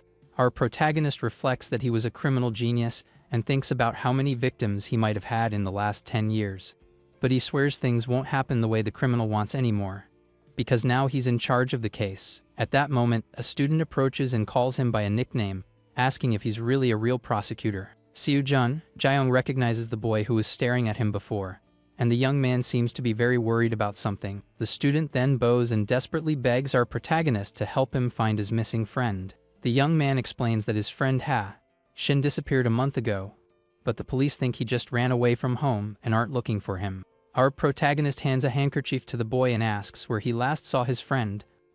The student replies that it was at school on the day he disappeared. With that, the young man reveals that 3 days later, Professor Jae Hwan saw him in the city center. He says the professor tried to stop him, but his friend disappeared too quickly. Seo Jun Gyeong becomes thoughtful, as the last time the boy was seen was by the professor, and from a distance, someone was watching their entire conversation with great attention from the school window. It turns out it was the professor, who was spying on them with a very cold and calculating look. The scene shifts, and our protagonist gets into his car in the school parking lot. Soon after, his cell phone rings, and on the other end of the line was one of the investigators. Seo Jun Gyeong asks about the houses that moved from the area where the incident occurred. The officer explains that there have been no suspicious moves in the last 10 years, but there is one place that bothers him, and so, he asks our protagonist if he happens to know about the haunted house in the neighborhood. The investigator seems nervous and says he's not kidding and that the story is very serious. On the other end of the line, our protagonist listens carefully to the explanation and connects all the dots. With a smile on his face, he ends the call, as he now has everything he needs to act. From there, several police officers mobilize at the station to begin a new operation. The investigator's cell phone vibrates on the table, showing that the hunt for the culprit has finally begun. Lee Jung-woo wonders what's gotten into Seo Jin to contact him first after so long without talking. In the message, our protagonist invites him for a drink and says he has a great topic for their conversation. The friend is confused by the term topic, wondering what the young man means by that. And so, the scene shifts to the next day in front of the Dongnam police station. Our protagonist arrives at the location and soon hears his friend Lee Jung-woo calling his name. The young man waves and calls him to sit with him, and the professor who was also there. Seo Jun Gyeong approaches, and the professor explains that he had some questions about the missing person case. Lee Jung-woo is curious to know how the two know each other, and our protagonist says they had tea together.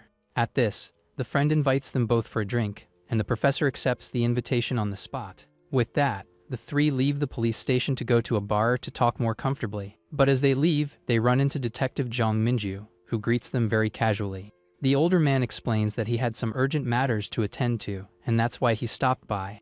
But as he speaks, the victim's ring falls from his pocket to the ground right in front of everyone. Seo Jun Jaeyoung picks up the ring and hands it to the detective, commenting that he drops it frequently. From there, he confronts him and asks why he has possession of the ring, which is evidence in the case. Seo Jun Jaeyoung reveals that the grandmother from the convenience store across from the school has an incredible memory. He confronts him and asks if that isn't the ring he bought for Yua Sung on the day of the incident. Lee Jung-woo gets furious and asks what the heck he's doing, but our protagonist ignores him. With that, he continues the accusation and says that at the time of the incident, the victim was wearing the ring the detective bought. It turns out the grandmother at the store remembered everything, and that not long after, the boy disappeared and was found without life. Seo Jun Jaeyoung questions why the ring that should be in the evidence locker is in his pocket. Faced with the accusation, the detective panics and stammers, saying he can explain everything that happened. But our protagonist doesn't listen, and just stares at him with a serious and completely determined look. With a cold and hateful look, he says he'll hear his explanation in court, not there. Lee Jung-woo is devastated by the revelation and turns away so he doesn't have to face his coworker. And so, he approaches and handcuffs Detective Jeong Minju, arresting him for his crime. The friend then questions if that was the so-called topic for their conversation and says he could have given him a heads up. Our protagonist watches the two leave while the professor is shocked by the whole situation. The older man can't believe Detective Jong would do something like that and wonders what happened, but a small, discreet smile appears on his face, revealing something very dark behind his facade. Our protagonist then turns to Professor Jae Hwan with a very serious and determined look. The scene shifts to a dark room, where the only light comes from the slightly open window. On the floor, a man is tied up and gagged with several injuries all over his body. Suddenly, the room's door begins to be unlocked from the outside with a loud noise. The man on the floor is startled by the sound, and his eyes widen in pure panic at the situation. The doorknob then begins to turn slowly, and the door opens with a terrifying creak. On the other side of the door was none other than Professor Jae Hwan, who was watching him with a cold look. A wicked smile appears on his face as he prepares to commit another of his crimes. He laughs hysterically and celebrates that Jeong Mingyu was taken away and reveals that he was the one who sent the ring to the detective.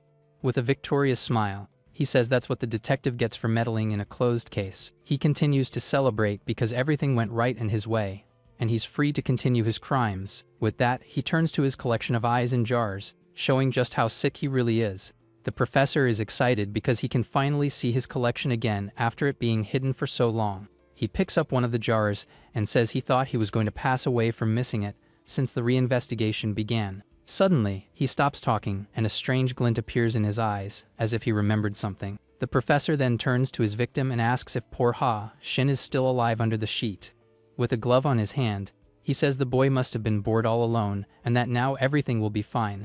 With a wicked smile, he pulls back the sheet and says the professor is going to have a lot of fun with him from now on. And so he prepares for the worst, as his sick expression reveals just how anxious he was for that moment. But suddenly, his eyes widen in pure shock as something completely unexpected happens right in front of him. Out of nowhere, a punch lands squarely on his face, breaking his glasses and sending him flying sideways from the impact. Because of the force of the blow, he hits the ground hard without even having time to understand what was happening. Lying on the floor, he sees that the one who attacked him was Lee Jung-woo, and the professor is shocked, wondering what he's doing there.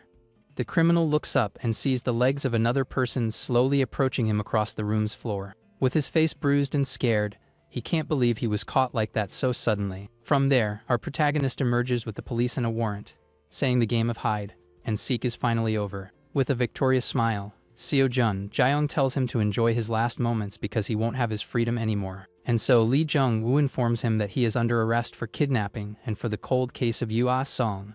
But the professor refuses to be caught and grabs the hammer on the floor, yelling that he won't let himself be captured. At this, Lee Jung-woo reacts quickly and blocks the criminal's attack with his own arm to protect himself. A police officer desperately yells to our protagonist, warning that the suspect is escaping through the window. But the professor scoffs, saying the game of hide and seek isn't over and that Kim Seo-jin will never catch him. Outside, Detective Jeong Minju watches the scene with a discreet smile on his face. And with a swift move, the older man grabs the criminal and throws him to the ground with all his might. The professor is completely shocked by the trip and falls face first on the ground with no chance to react. With the criminal on the ground, Jeong Minju stands up while everyone watches the scene, relieved that the chaos is over. The detective then kneels beside the professor to finally put an end to that long hunt. With that, he handcuffs the criminal and says the man has the right to remain silent from now on. Outside, the police surround the house and take the professor to the squad car to finally be arrested for his crimes. And so, they put the criminal in the car to take him to the station and begin the interrogation. Our protagonist approaches and says they have a lot to talk about and that they'll see each other again soon. With his face bruised and sweating, the professor is terrified by the threat and by what awaits him in the future. As the car drives away, Lee Jung-woo approaches and says he still can't believe what happened. The friend confesses he never imagined the professor would be the culprit, and that he thought our protagonist was wrong. But he says that when he saw all those disgusting things with his own eyes, he finally understood everything. Lee Jung-woo gets annoyed and complains if he was going to set up a plan like that with the detective, he should have told him sooner. With a smile, our protagonist says that to deceive the enemy, you have to deceive your allies first. And because of his anger, the professor fell right into the trap. The friend gets all embarrassed and says he always has an answer for everything, while our protagonist calls him simple-minded. Lee Jung-woo then lights a cigarette and asks how he tracked the location and what the reason was for suspecting the professor. Seo-jun Jaeyoung thinks for a moment and prepares to reveal all the details of his investigation to his friend. And so, he explains that the decisive reason that made him suspect the professor was what happened with the cat at the school. A memory of the vision he had comes to his mind with all the details of what happened that day. In the vision, the way the professor touched the cat was identical to the way the culprit grabbed the victim. He reveals that the man's actions perfectly matched those of the culprit he saw in his psychometry. Furthermore, he discovered that the professor was from the town and went to Jeju Island on the school trip well before the crime. Putting all the pieces together, our protagonist concluded that every single clue pointed directly to the professor. He also discovered that around the time the professor returned, a remote, haunted house was secretly sold. An investigator told him that the village chief let a good-looking young man move in there in exchange for a small donation. And to make matters worse, the village chief said the screams from the house got much worse after the young man moved in. With a smile on his face, he ends the call and calls his office manager to finalize the plan. With a smile, he says to tell the village chief that he won't need the exorcism because he'll catch the ghost himself. Our protagonist explains that it was easy to guess the young man was Lee Jae-hwan, and that's why he requested an emergency search warrant. Lee Jung-woo interrupts him and asks why he stopped talking, and our protagonist thinks he can't talk about his powers. And so, he says it was just a prosecutor's intuition, and his friend finds the answer very suspicious and strange. The scene shifts to the evidence recovered from the professor's house, which proved he was the culprit in the Sung case. However, a collection of eyes in jars showed that there were still many cases to be discovered there. And to expose all of the professor's evil, a special investigation team was formed at the Dongnam branch. Sometime later, the two friends celebrate with a toast and 2 bottles of beer at sunset. Our protagonist thanks Detective Jeong for his help, and compliments him on the impressive takedown he performed on the criminal. The older man says it was our protagonist who convinced him not to give up on the day he thought about quitting everything. With a serious look, the detective prepares to confess something very important to the young prosecutor. He reveals that the culprit sent a threatening letter with the victim's ring, and that's why he got very scared and wanted to give up. However, holding the ring in his hand, he says that in the end, he just couldn't abandon the case. A memory comes to his mind of the day the boy begged him to stay, but an emergency made him leave. In the past, he promised the boy he would make it up to him next time and asked him to behave well. To calm him down, the detective says he bought the ring the boy wanted so much, and he was very happy with the gift. The man remembers the boy leaving with a big smile on his face, waving at him from a distance. But right after that day, he saw the boy's body on a gurney, and the image has never left his mind. The detective reveals he can't forget the scene for 10 years, and that the guilt has always haunted him. With a clenched fist, he says it took a long time, but finally he can let the boy rest in peace. With that, our protagonist agrees, because now justice has finally been served for poor Sung. With tears in his eyes, the detective thanks the young prosecutor for all the help he gave on the case. the scene shifts to the Gangwon District Prosecutor's office on a sunny and peaceful day. On the other end of the line, Shin Jong-sung celebrates that his life in the countryside is finally coming to an end. But Kim Yoon-hwan warns him to keep Kim Seo-jin on a leash, as he's been making a lot of noise lately. The colleague continues his complaint, saying our protagonist has been acting like a loose cannon out there. He scoffs, saying the young man has been acting like Sherlock Holmes, trying to solve every cold case he finds. Kim Yoon-won questions if he's actually solved anything, and Shin Jong-sung says the sister case was pure luck. He says he heard our protagonist arrested someone the day before, but that it won't lead to anything. But suddenly, he stops talking and says he'll call back because the branch chief and the chief prosecutor were in the elevator. In the elevator, the chief prosecutor praises our protagonist and says they found a real winner this time. With that, the older man says to leave the interviews to Kim Seo-jin, and Shin Jong-sung is shocked by the news. With a smile, the superior says that with this, they can finally show those suits in Seoul what they're made of. Shin Jong-sung is in shock, as he can't believe our protagonist solved such an important cold case like that. He remains in denial and wonders how the young man managed to unravel such an old and complex case all by himself. Furious, he decides he needs to inform Kim Yoon-hwan about the situation, as he can't just let things be. But at that moment, Lee So-hee approaches and greets him with a very casual good morning. The young woman congratulates him on his transfer to Seoul and wishes him and our protagonist a good trip. The young man is confused, and she reveals that she decided to stay there because she was also appointed to the main office. The elevator door closes, and the colleague is completely shocked by the young woman's revelation. He can't believe she decided to stay in Dongnaem even though she had the chance to go to Seoul. Shin Jong-sung thinks that to change a finalized order, you'd need someone very powerful behind it. He can't believe the young woman has such a strong connection and wonders what the heck is going on. The scene shifts to the Seoul Central District Prosecutor's office, showing the prosecution headquarters. Inside, someone knocks on an office door, preparing to enter and have an important conversation. In the room was Senior Prosecutor Jo Woo-jae, who was the right-hand man of Kim Young-jun, our protagonist's uncle. Soon after, Kim Yoon-hwan enters, and the older man tells him to drop the formalities and make himself comfortable. With the remote in his hand, he asks if the young man remembers the Dongnaem kidnapping case from 10 years ago. The television shows the news that a suspect was arrested after 10 years, thanks to a reinvestigation. Jo Woo-jae comments that Dongnaem is where that kid is, and Kim Yoon-hwan confirms that he handled the case. The young man gets annoyed because our protagonist solved 2 cases and Shin Jong-sung still hasn't called back. At this, Jo Woo-jae warns him that even a dog needs a lesson and that he should never get ahead of his owner.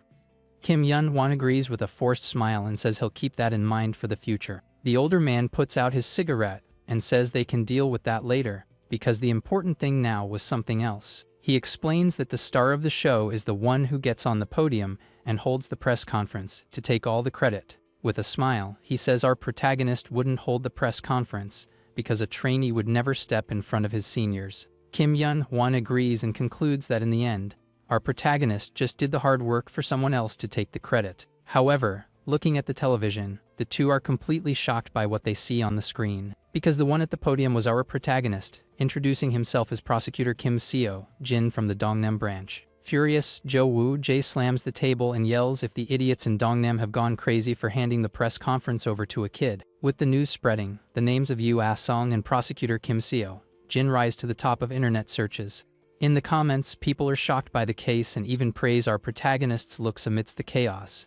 Seeing all the buzz, Kim Yoon-hwan gets furious that his cousin is getting all the media attention. Meanwhile, our protagonist walks down the office hallway, completely oblivious to his cousin's anger. Suddenly, a hand touches his shoulder, and a voice calls him, interrupting his thoughts for a moment. It was his superiors who congratulate him on the great work, completely changing the mood at the Dongnaem branch. With a smile, our protagonist thinks that this is just the beginning of the storm he's about to unleash on his uncle, Kim Young-jun. At that moment, he receives a message from his friend Jung-woo, who is waiting for him in the front parking lot. Not understanding why, he walks toward the exit, wondering what his friend suddenly wanted with him. But as he opens the door, he's caught off guard by a bright light and realizes he's not alone outside. A crowd of reporters surrounds him with flashes, asking what the secret is to solving such difficult cases. One of the journalists then points to his shoulder and asks about the bird that was perched there. Not understanding a thing, our protagonist is startled by the small bird and yells, completely surprised. In front of the cameras, he tries to get rid of the bird while the reporters capture the whole funny scene. From a distance, Jung-woo films everything with a smile and says he's going to post it on YouTube to get revenge for a lie. From his office, the chief of the Dongnam branch watches all the commotion of reporters surrounding his new prosecutor. With a smile, he comments that seeing Kim Seo-jin reminds him of the old days when he fought for a just society, and so he says that his prosecutor's blood, which he thought had run dry, is boiling again with all this excitement. Beside him, a man named Kim Kwon-young says that the opportunity he had abandoned has finally arrived and it's time to go back to Seoul. At this, the branch chief gives a wicked smile and asks the other man to prepare a scenario for him. The scene shifts to a restaurant, where the prosecutors make a toast to celebrate recent events. That dinner was a welcome party for our protagonist and Lee So. He, as well as a celebration for the new investigation team. On the table, a wide variety of high-quality sashimi is served to all those present at the celebration. Seo-jun Jaeyoung thinks that in his past life, he could never afford something like this, but today he's going to eat everything. With chopsticks in hand, our protagonist prepares to grab a piece of fish, but someone interrupts him. Kim Kwon-young, the head of the 4th Criminal Division, offers him a drink and welcomes him to his team. As he fills the glass, he praises him for solving 2 important cases, and the young man says it was just luck. Faced with the praise, our protagonist takes the bottle and offers to pour a drink for his new boss as well. Kim Kwon-young raises his glass with a smile and says he's looking forward to working with the young man. And so, the two make a toast, and our protagonist says the pleasure is all his to work on the team. Suddenly, a glint appears in his eyes, as he understands what's happening behind the scenes. In a memory, he sees the list of the special investigation team for the Lee Jae-won killer case. The branch chief reveals that he put the young man's name on the list, but he has other plans for him. Kim Kwon-young questions if he's going to steal the rookie's credit, but the chief assures him he'll get what he deserves. However, the plan is to have our protagonist secretly investigate a man named Park Sang-young. The chief approaches and asks him to come to his office the next day to discuss an urgent case. With that, Kim Kwon-young tells him not to think about work and just enjoy the celebration party. After the conversation, he takes out his phone to look up the name Park Sang-young and find out who he is. The result shows a young manager at Hongji Construction, and our protagonist finds the face familiar.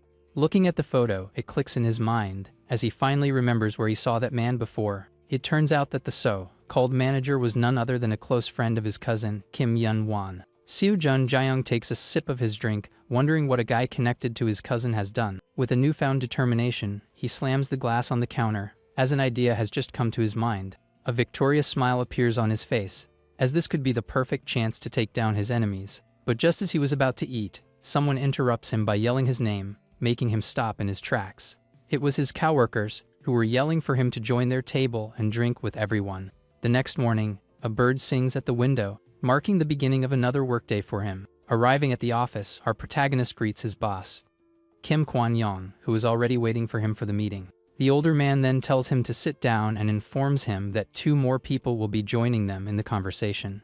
As he waits in silence, knocks on the door announce the arrival of the other guests for the meeting. Soon after, the door opens, revealing the shoes of a man and a woman entering the boss's office. With a smile on his face, a man asks if the boss called for them, with a woman right behind him. Our protagonist recognizes them both on the spot, seeming a little surprised by their presence there. It was Lee So-he and prosecutor Jae Dong-min, a veteran with 5 years of experience at the office. With everyone present, Kim Kwon-young invites them to sit down and begin the important meeting. Jae Dong-min introduces himself to Seo-jun Jaeyoung and, with a smile, calls him a very lucky guy. Seeing the young man's reaction, the man apologizes and says he said that out of pure envy of his recent success. But our protagonist immediately senses the sarcasm in his words, as it didn't seem like a sincere compliment. Apparently, the rumors that Jae Dong-min was a good person were false, and he was a pretty unlucky guy. Kim Kwon-young takes a sip of coffee and asks everyone to pay attention, as what he's about to say is confidential. The boss asks our protagonist to just put his name on the special investigation team and handle other cases. With that, Kim Kwon-young slams his mug on the table and gets straight to the point, asking if anyone there knows Park Sang-young. Everyone falls silent, and our protagonist thinks it's the Park Sang-young case, and that it was a good thing he investigated beforehand. Jae Dong-min says he's never heard the name, but Lee So-he reveals she knows manager Park Sang-young from Hongji Construction.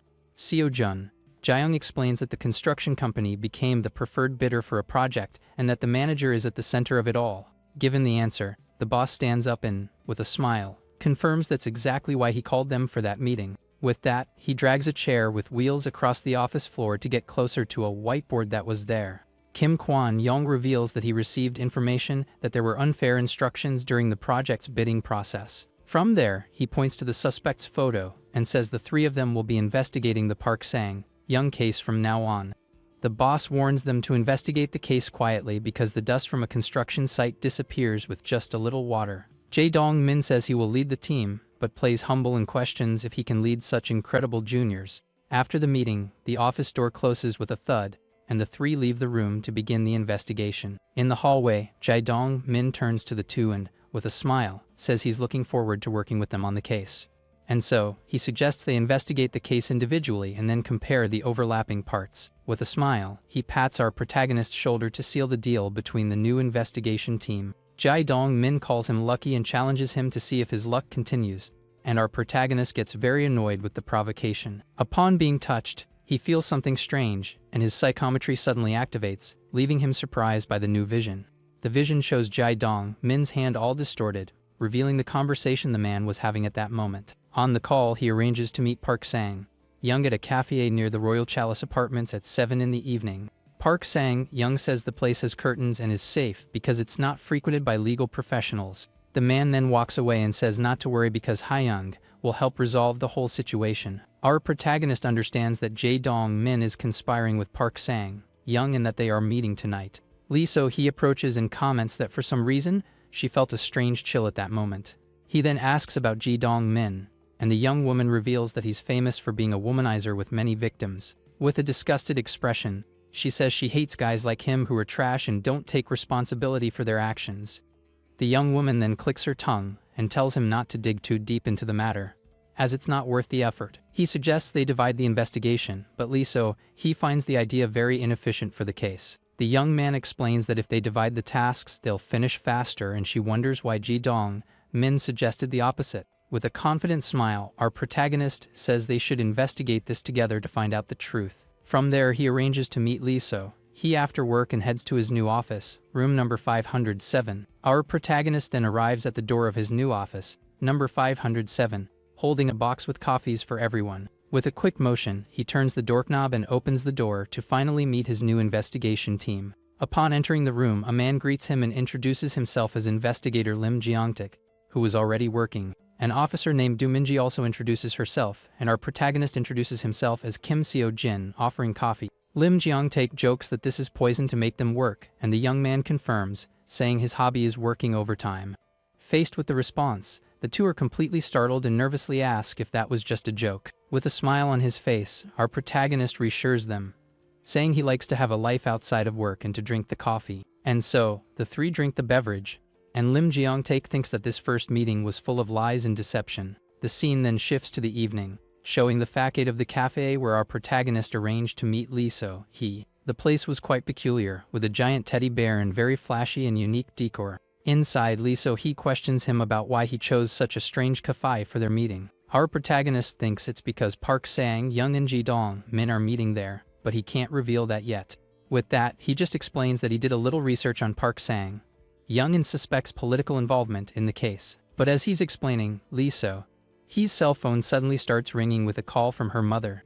The young woman apologizes for the interruption, but our protagonist tells her to answer it, as it could be something very important. The young woman then dismisses the call and says it's just her mom checking if she's eaten and that she'll call back later. With that, Lee So-hee continues the conversation and reveals that Park Sang-young is a friend of Kim Yun-won and asks what that has to do with anything. Seo Jun-jang then reveals that Kim Yun-won and Jae-dong-min are also very close, leaving the young woman completely shocked. And so, he shows a photo from Kim Yun-won's private social media with the two of them and points to the comments. Lee So-hee remembers that Jae-dong-min said he didn't know Park Sang-young and asks how he got access to the private account. Faced with the question, our protagonist reveals that Kim Yun-won is his cousin, and the young woman is speechless at the news. She starts to say that if they are relatives, but the young man interrupts her with an attentive look at the cafe's door. Suddenly, our protagonist pushes her head down hard, making the young woman's face hit the pastries on the table. At that moment, Park Sang-young and Jae-dong-min enter the cafe, and one of them comments that the place is very private and discreet. The other man then points to the curtains and comments that it must be exciting to see couples hiding there. With his hand on her head, our protagonist reveals that the men who just entered are the targets of their investigation. Lee so he understands the situation and, with her face covered in sweets, tells him to take his hand off, and the young man offers a napkin. Our protagonist then says they need to move to the next seat and get the evidence, and she asks if he's going to record. The young woman reminds him that recording third-party conversations without consent is completely illegal and cannot be done. With a confident smile, he says it would be illegal if it were a wiretap, but not if it's accidentally recorded on a date. Lee so he gets all flustered at the idea of a date, and our protagonist tells her to clean her face and that he'll go first. Walking to the other table, he thinks that since the place has no soundproofing, they absolutely cannot get caught. With that, Ji-dong Min suddenly stands up and says he needs to go to the restroom for a moment to relieve himself. Our protagonist starts to sweat with the situation and wonders if his plan is going to fail right now. He's terrified at the idea of being caught by Ji-dong Min right in the middle of their secret operation. However, the older man just stares at him for a second and continues on his way without recognizing him. Relieved, our protagonist takes a deep breath and thinks that Park Sang-young looks like a complete gigolo. Ji-dong Min then apologizes for interrupting the flow of the conversation and tells the other to continue. Back at the table, the two listen to the conversation, and the man asks why Park Sang-young is a suspect in the case. With the phone recording, Ji-dong Min questions if he has ever bribed a public official in his life. Park Sang-young scoffs at the question and says the blame lies with the slow officials, not him. Hearing the conversation, Lee so he gets furious and thinks the man is complete trash and a huge scumbag. Ji-dong Min pressures him and asks what he did for his company to be chosen for the project. The young man gets annoyed and asks if this is an interrogation, but the other says he just needs to know what he did. With that, Park Sang-young confesses that he gave money to a councilman and even set him up with a girl. With that, Park Sang-young ends the conversation and tells Ji-dong Min to keep him updated on the prosecutor's next steps. The older man is shocked by the audacity, but the other promises that if everything ends well, he'll get him out of that exile. With a mocking smile, Park Sang-young asks if he thought he didn't know the reason he got close to Yoon Won. Ji-dong Min grips his glass tightly, and the other reminds him that he's close to him and can speak well of him to help him out. And so, he tells the man not to worry and to trust him, and Park Sang-young praises the prosecutor's speed. From there, the two leave together down the cafe's hallway after sealing the deal between them. Back at the table, our protagonist stops the recording on his phone after capturing the entire conversation of the two. He then says he already has an idea of what's happening, and Lee so he asks how he knew they would come there. With a confident smile, our protagonist reveals he accidentally overheard Ji-dong Min's phone conversation. The young woman then wonders if he's just a lucky guy, but he replies that luck is also a skill. Lee so he returns to the case and suggests they investigate the connection between Park Sang-young and the councilman he mentioned. Faced with the suggestion, the young woman is confused by the situation and asks our protagonist what they should do now. With a mysterious smile on his face, he simply replies that the solution to their problem is very simple. The scene then shifts to a restaurant, and he says they just need to stir up the dust again to solve the case. A get-together dinner for the Dongnam County Orchestra was happening at the location, with many people present. Inside, Councilman Wee Jun-sang was harassing a young woman, saying she was from his hometown. With his hand on her shoulder, the older man tells her to think of him as her appa and to feel comfortable. The young woman is completely uncomfortable with the situation, but the man tells her to call him appa at least once. With that, Wee Jun-sang says the girls from his town are the prettiest and asks for her number so they can go out. The woman has a disgusted expression and bites her lip in anger at being in that situation with that man. Suddenly, a young man intervenes and tells the councilman that he seems to have had a little too much to drink. Faced with the interruption, the older man turns to the young man with an expression of surprise and disbelief. With a look of hatred, Wee Jun-sang curses the young man and says he can't rid the room. The young man's boss then stands up and scolds him, telling him to apologize to the councilman immediately. Wee Jun-sang stands up saying he's lost his appetite and tells the culture chief to get rid of the young man while he goes to the restroom. The scene then shifts to a restroom with a fan on the wall, showing where the councilman was heading. Inside, the older man washes his hands and complains about the young man who dared to lecture him. Suddenly, the man hears a strange noise and sees a mop blocking the door of the stall he was in. Not understanding what was happening, he turns to the door and asks what that is in the way. And to his surprise, the one there was our protagonist, who greets him with a mocking smile. With a confident smile, our protagonist introduces himself as Kim Seo-jin and says he has something urgent to ask. Upon hearing the name, the councilman recognizes him from the news and stammers, asking what brings him there. Without beating around the bush, Seo-jun Jaeyoung asks if he knows Park Sang-young, and the man is shocked by the question. Wee Jun-sang panics and wonders if that crazy Park Sang-young got caught and that's why he's there. However, he tries to calm down and thinks that maybe our protagonist is just bluffing without any real evidence. With a fake smile, he denies knowing Park Sang-young and says he has no idea what the young man is talking about. But our protagonist tells him to stop acting and says there are signs of bribery between the two in the case. Wee Jun-sang then freaks out and accuses him of spreading rumors to get a better position in the prosecution. Angrily, the councilman tries to push him, but our protagonist holds him firmly and prevents him from passing. The man then tries to open the stall door but can't, and our protagonist watches him with a smile. Suddenly, the culture chief approaches and asks the councilman if he's leaving the restaurant already, and so Wee Jun-sang takes the chance and leaves, yelling at the man not to make a scene there. The people in the restaurant are confused, and a woman comments that the man finally left, and that she feels relieved. At that moment, our protagonist passes by the young man who defended the woman, and the young man is startled by his presence. Walking through the restaurant, he stands out in the crowd, and a woman recognizes him as the famous prosecutor from the news. Another woman whispers the nickname, Snow White Prosecutor, and our protagonist turns to her. He approaches and asks if she was referring to him and where she got that strange nickname. At that moment, our protagonist touches the woman's shoulder, and his psychometry ability is activated. He has a vision of the past and sees the councilman harassing the young woman and inviting her to rest with him. With a wicked smile, the man threatens her, saying that if she doesn't go, the other band members might be cut. Back in the present, the woman apologizes and our protagonist realizes how uncomfortable she was. He then steps away and makes a call, confirming that the vision he had happened at that very moment. On the phone, he reports that Councilman Wee Jun-sang has started to move and that the plan is working, and so, he says to follow the man carefully because he will try to clean up all the evidence that night. In the car, Lim Jeong-taek understands that the coffee was poison, and that now he'll have a life with guaranteed dinner. Our protagonist then calls the young woman who is being harassed and tells her to be careful and call if anything happens. With that, he ends the call and steps away for a moment to give the woman space to calm down. He then approaches and formally introduces himself as Kim Seo-jin and asks if she has a moment to talk. Given the woman's reaction, he realizes she's scared and that something very serious happened between her and the councilman. With a nervous look, the young woman asks why he wants to talk to her, and he suggests she talk to Lee So.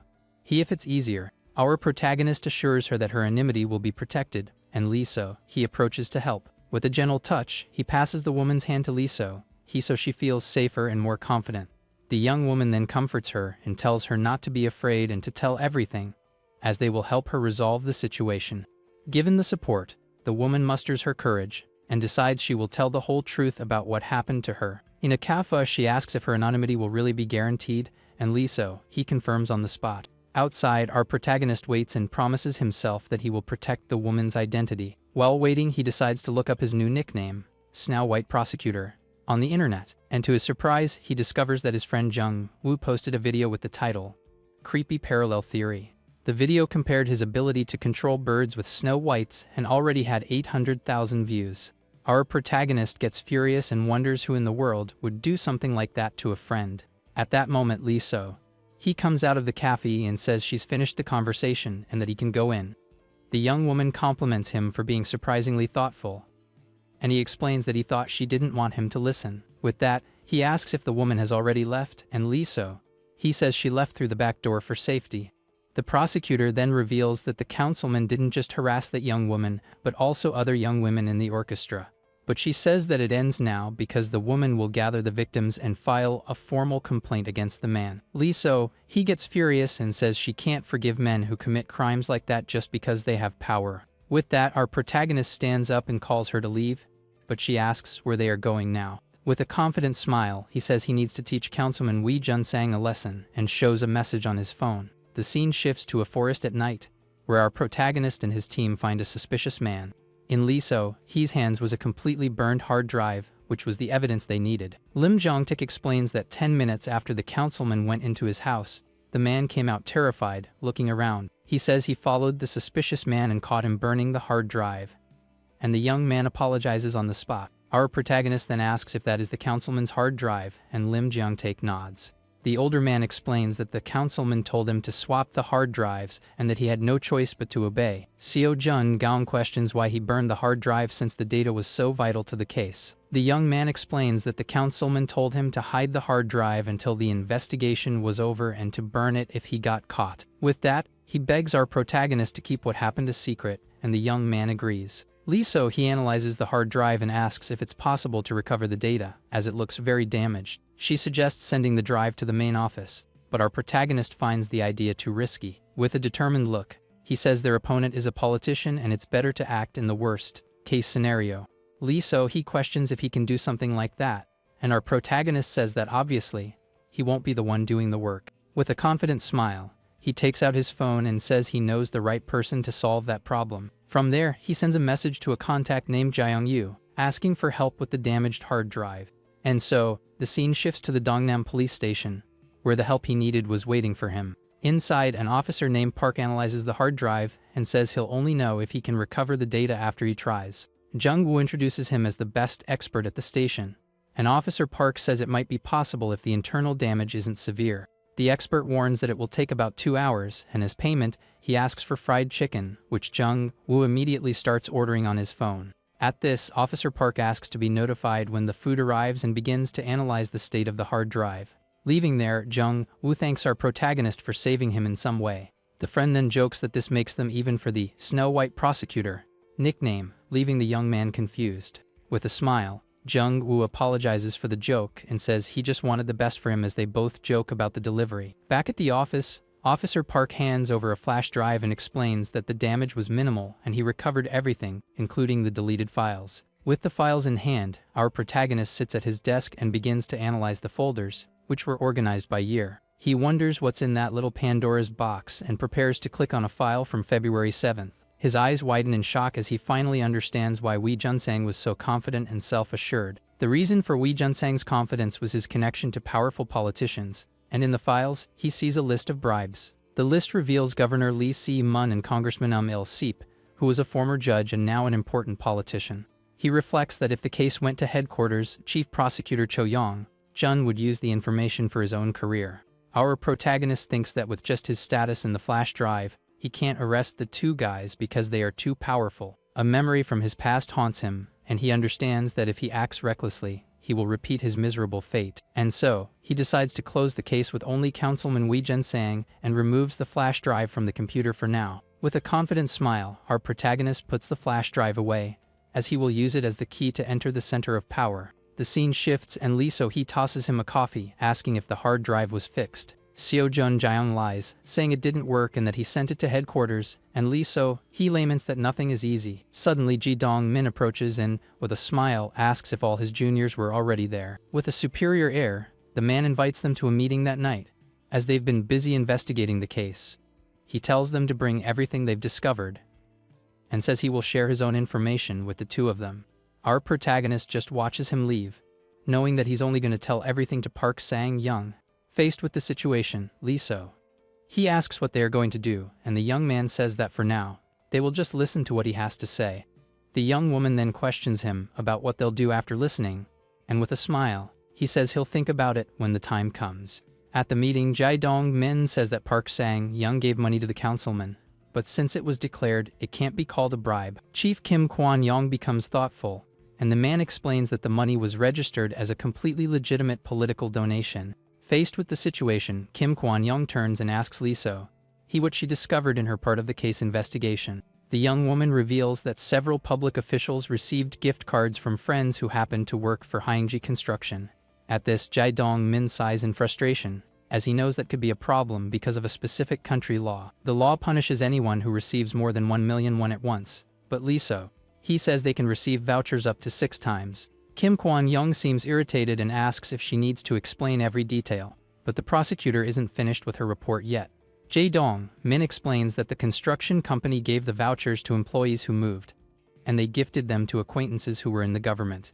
With a victorious smile, he says the main point is that the officials who received the vouchers have nothing to do with the business. Our protagonist thinks that these scumbags are experienced, as they manage to cover all their tracks very well. He continues to think that every public official who received a gift card, in fact, was not by simple chance. Jae Dong-min reveals that they all previously worked in areas important to the business, such as urban development and tourism. Our protagonist retorts that even without a direct connection, the circumstances already raise a very reasonable suspicion. He continues and says that Wee Junsang sponsored 6 congressmen with 5 million won each and suggests following the money trail. Jae Dong-min explodes with anger and, with a clenched fist, tells our protagonist to listen to him carefully, calling him a spoiled brat. He yells that the corporation gave up the project to reduce debt and Hongji invested to increase its brand value. Our protagonist intervenes and says that's strange because his father has a construction company, and he knows the project wouldn't cause a financial burden. With a cold look, he questions why he keeps defending the project if he knows the whole truth very well. Seo-jun Jaeyoung confronts him and asks if he wanted to escape that place so badly that he would sell himself to them.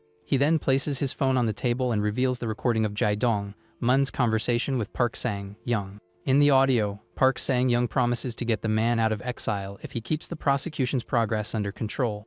Park Sang-young reminds him that he's close to Yoon-won and can arrange a spot on the team he's putting together. Given the promise, Ji Dong-min accepts the deal and tells the other not to worry and just trust him with everything. With the recording playing on the table, Ji Dong-min is shocked, as he didn't expect his conversation to be recorded. He's terrified and wonders how our protagonist got that recording of their conversation. Jae Dong-min freaks out and says it's a misunderstanding, and that it was our protagonist who set him up. Chief Kim Kwon-young questions him about the so-called misunderstanding, and the man becomes completely desperate. He continues to stammer and says he can explain everything because he was just trying to get information from Park Sang-young. But with a cold look, the chief cuts him off and, with a single word, says that's enough of the charade. And so, Kim Kwon-young tells our protagonist and Lee So-hee to leave the room, and they obey immediately. Outside Lee So-hee watches him close the door and thinks that now Jae Dong-min will get what he deserves. The prosecutor questions if he really needed to play the recording in there, and the young man just stares back at her. Our protagonist just stares at her in silence for a moment without saying a single word about what he just did.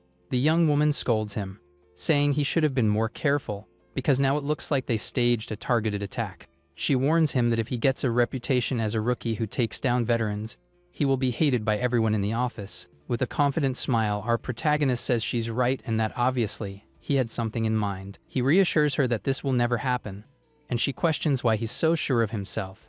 With that, he asks if she knows the reason the chief was exiled to Dongnam, and she becomes very curious. Our protagonist reveals that a few years ago, a chief prosecutor was caught in a bribery scandal involving a contractor.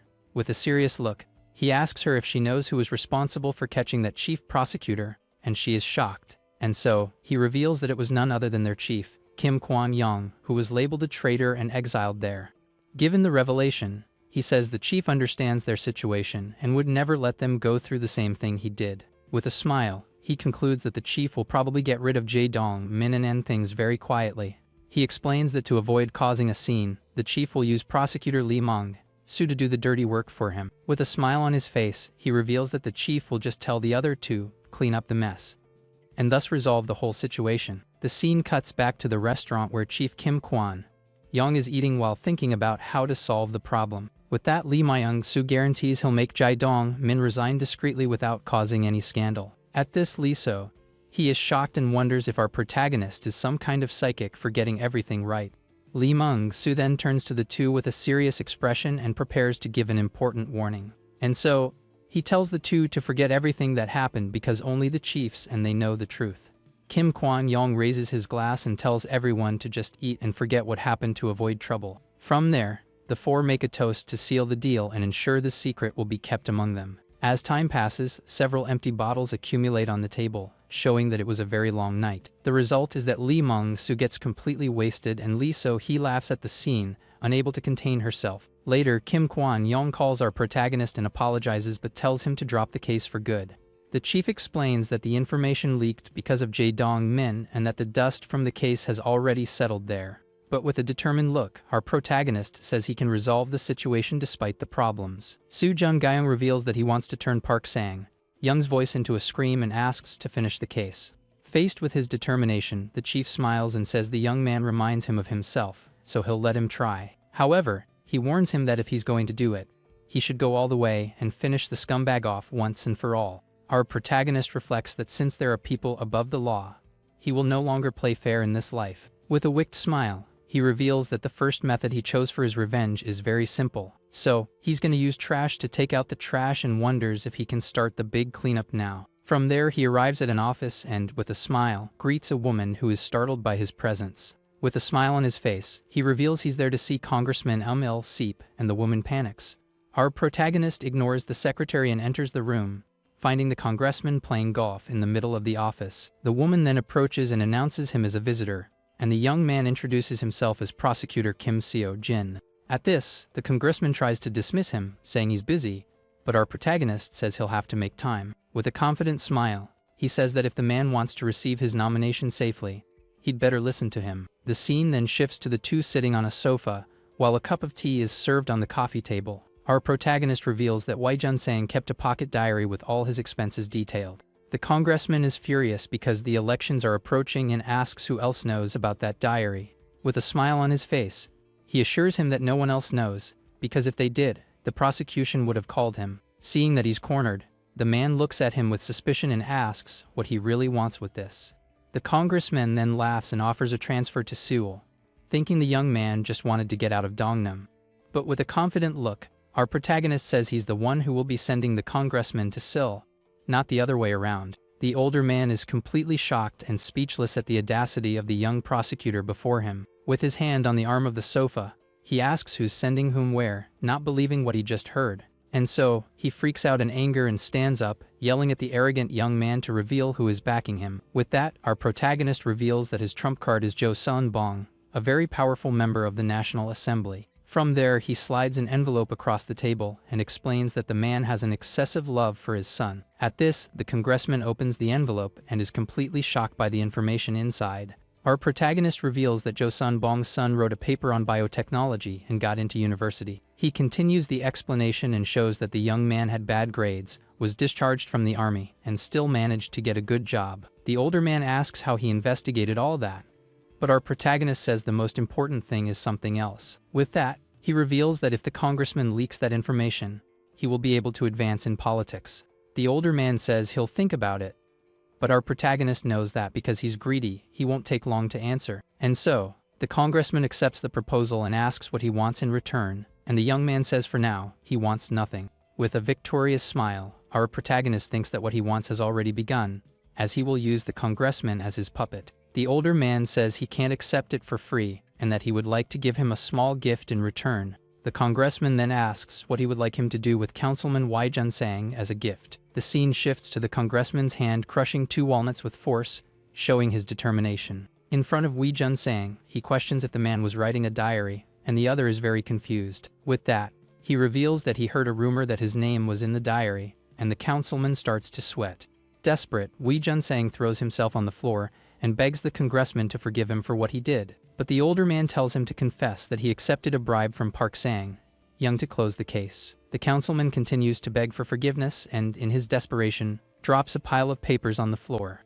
Upon seeing the documents, he's startled as he realizes that was the proof of all his crimes. It turns out the papers were about the money he embezzled and the inside information he had. The congressman reveals that in politics, you can't trust anyone, and that's why he watched him the whole time. And so, he threatens him and asks if he wants to see his daughter get married or rot in prison for 10 years. With that, he tells him to go quietly, hand in hand with Park Sang-young, so they both pay together. The scene shifts to a parking lot where Park Sang-young is being arrested and yells, asking if they know who he is. He continues to yell, identifying himself and asking if they think they'll get away with this. Faced with the scandal Lee So, he gets annoyed and, with a cold look, tells the man to shut up for a moment. As the men take him away, the prosecutor watches the scene with a very serious expression on her face.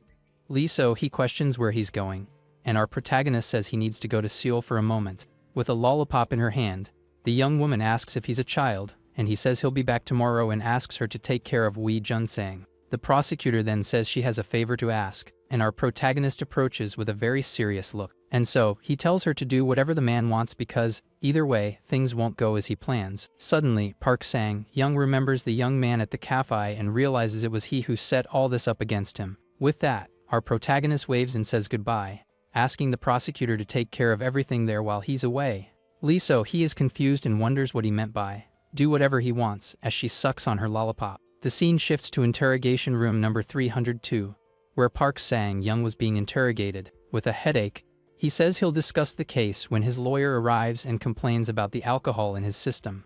The man then complains that this is an overreaction because the donation was legitimate, and now he's being treated like a criminal.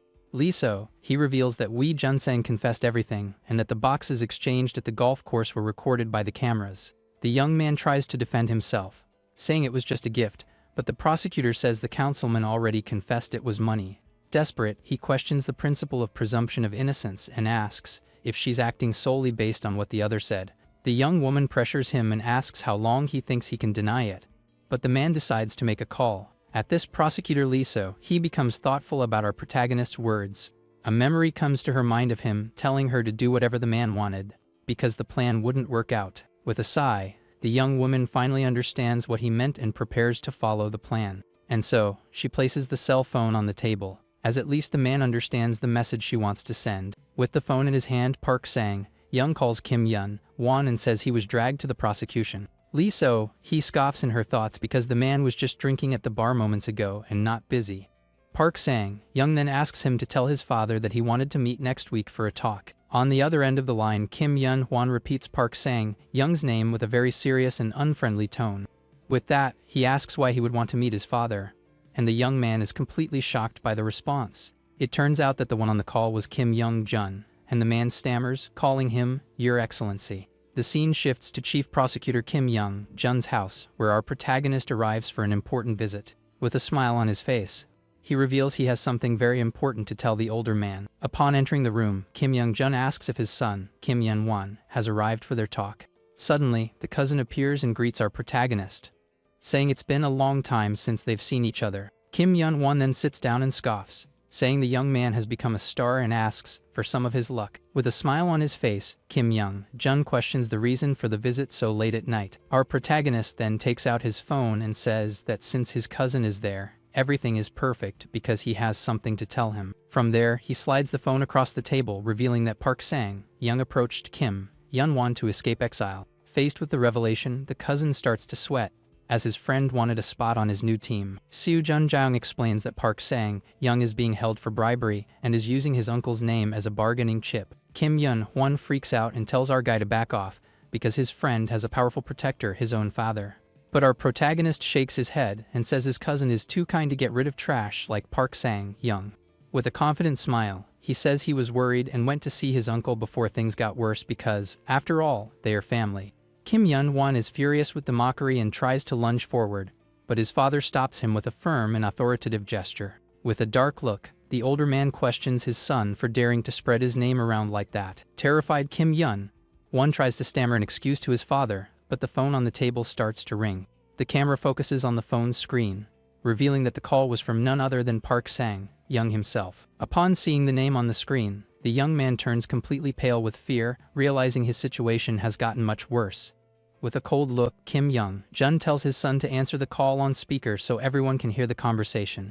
On the other end of the line, Park Sang-young's desperate voice emerges, saying he was just dragged to the prosecution. On the other end of the line, Park Sang-young asks him to give a message to his father, and Kim Yun-won despairs, telling him to shut up. Kim Young-jun then repeats the young man's name and confirms that his father wants a meeting next week. With a cold look, the older man questions why he would want to meet with his father, and the young man panics. And so, he warns that the other's company will be raided soon, and Park Sang-young is completely shocked. Kim Young-jun continues the threat and says his funds will be frozen and all his corruption will be exposed in the media. With that, he gives him an ultimatum and tells him to confess and do a few years if he wants his father's company to stay safe. Faced with the threat, Park Sang-young gets the message, and the call is abruptly ended with a thud on the table. Kim Young-jun then stands up and says he wanted to have dinner with the young man, but now it will be difficult, and our protagonist says it's okay. But as he walks away, the uncle asks him to delete the recording he made of their conversation. With a confident smile on his face, our protagonist turns to the older man with a very calm expression, and so, he takes his phone and, with a smile, says of course he'll delete the recording he made. As he leaves the house, he hears his uncle slapping his cousin and yelling that the people around him are on his level. Outside, our protagonist thinks that a single recording won't touch Kim Yun-won, but it's better to keep it for safety. From there, he saves the recording to the cloud and comments on how convenient the storage function is for him. The scene shifts and a female voice asks for Kim Seo-jin, where he is, and when he's coming back to Dongnam. On the phone, our protagonist says he'll arrive at 4 and that if things get tough to ask Lee Myung-soo for help. With a smile, he apologizes and says he'll hurry as much as he can and asks her to hang on a little longer. He reflects that the reason he hasn't returned to the office yet is because of Congressman Jo San-bong, who has great power. Political reporters say that as long as Jo San-bong is in power, it's impossible for a new figure to emerge in his district. Because of this, our protagonist's plan is to turn Congressman Seep into a sniper to expose the other's corruption. He thinks that if everything goes as planned, he'll put the congressman on the front line. But he knows there can be variables. Because of this, he reveals there's someone he needs to meet today to ensure his plan succeeds. Suddenly, a man arrives and apologizes for being late, and our protagonist understands that he's Jo San-bong's aide. The young man then introduces himself as Prosecutor Kim Seo-jin, and the man introduces himself as Woo Jin-wook, the congressman's aide. Our protagonist reveals that Jo San-bong has two aides, his right-hand man Lee Sang-ju and his left-hand man Woo Jin-wook. However, he knows that Jo San-bong favors Lee Sang-ju and that if he falls, the other would be the next candidate in the line of succession. And so, he chooses Woo Jin-wook for a two-pronged strategy: the congressman will attack from the outside while the aide attacks from the inside. He reflects that this way, not even Congressman Jo San-bong will be able to withstand the attacks. Woo Jin-wook then asks the young man to be brief, as the general election is approaching and he's very busy. With that, the man questions if this is a request or a report, with a very serious look. Woo Jin-wook scoffs, saying blackmail won't work because his boss would retaliate with everything he has. But our protagonist says that's why they hit harder. The man then starts eating and tells the young man to get to the point, and Seo-jun Jaeong wonders if he hasn't eaten in days. Our protagonist says it's nothing like that, and that he only contacted him because he was curious about aide Woo Jin-wook. But the older man doesn't seem to care, and continues to devour the food with great gusto and without stopping. At this, he asks why the young man would be curious about him, and our protagonist offers a drink with a smile. Woo Jin-wook accepts just one glass and inwardly thinks that all this effort is a huge waste of time. Our protagonist thinks that he's met many politicians, but this one is the first easy one to deal with, and that he handles almost all the work. However, he reflects that he doesn't need someone kind and capable, but rather an ambitious person who can win in the end. From there, he questions how long he'll continue like this and if he plans to stay under Jo San-bong's wing forever. At this, the man's expression changes, and he reveals that he's also thinking of leaving his position soon. He says that in the next election, he'll aim for a difficult district, and that way, maybe he'll be appointed to the position. But with a firm look in the glass in his hand, the older man says it won't be a waste of money. A wicked smile appears on his face, and he confidently reveals that there is actually a way to get what he wants. Back in the present, our protagonist reflects that the electoral battles that followed were so dirty that it was disgusting just to think about them. With a smile on his face, he thinks that just because a predator hides its claws doesn't mean it's stopped being one. Woo Jin-wook is startled and sees a tiger in front of him, and our protagonist says that because of him, the plan has changed. With that, he slams the bottle on the table and prepares to reveal his true intentions to the man. With a confident smile, he says he'll be direct and that he wants to support aide Woo Jin-wook's personal ambitions. Seo-jun Jaeong reflects that Seep can be taken down at any moment, while Woo Jin-wook is well-liked and capable. With a determined look, he says that with his help, it's more than possible for him to get what he wants, and the man is confused. From there, he introduces himself as the son of the CEO of Jaesong Construction, and the older man is shocked. Woo Jin-wook starts to sweat as he didn't expect that revelation, and our protagonist says he investigated him a little. He confronts him, saying that even though he takes care of everything, Jo San-bong plans to hand the district over to Lee Sang-ju. With that, he questions why he's the one leaving if he's the one who cultivated the district for decades, and the other is startled.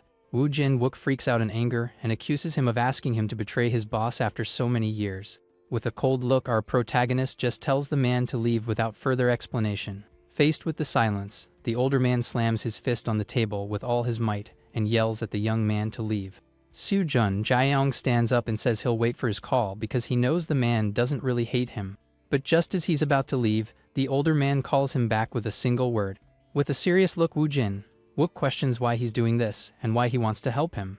With a confident smile, our protagonist says he's helping him because he thinks he can win and nothing more. Woo Jin-wook becomes thoughtful as the young man named Kim Seo-jin has left him completely speechless. He reflects that the prosecutor saw right through what he was hiding, even while enduring humiliations from his boss. And so, he takes a sip of his drink and thinks that this is not the look of an ordinary rookie, With a swift motion, the older man slams his glass on the table with force after making his decision. The scene then shifts to the National Assembly office, where the aide works normally. A man approaches and asks where he was, and if he forgot about the district rounds they had today. Woo Jin-wook denies it and says he made the schedule himself, and that he met someone briefly before returning. The older man warns him that the congressman asked for him earlier, and the young man is a little surprised. With that, the other says he covered for him, and that he needs to make sure his story matches his to avoid trouble. Woo Jin-wook then thanks his colleague Lee Sang-ju for the help he gave while he was out of the office. Suddenly, someone calls for aide Lee Sang-ju in the hallway of their office.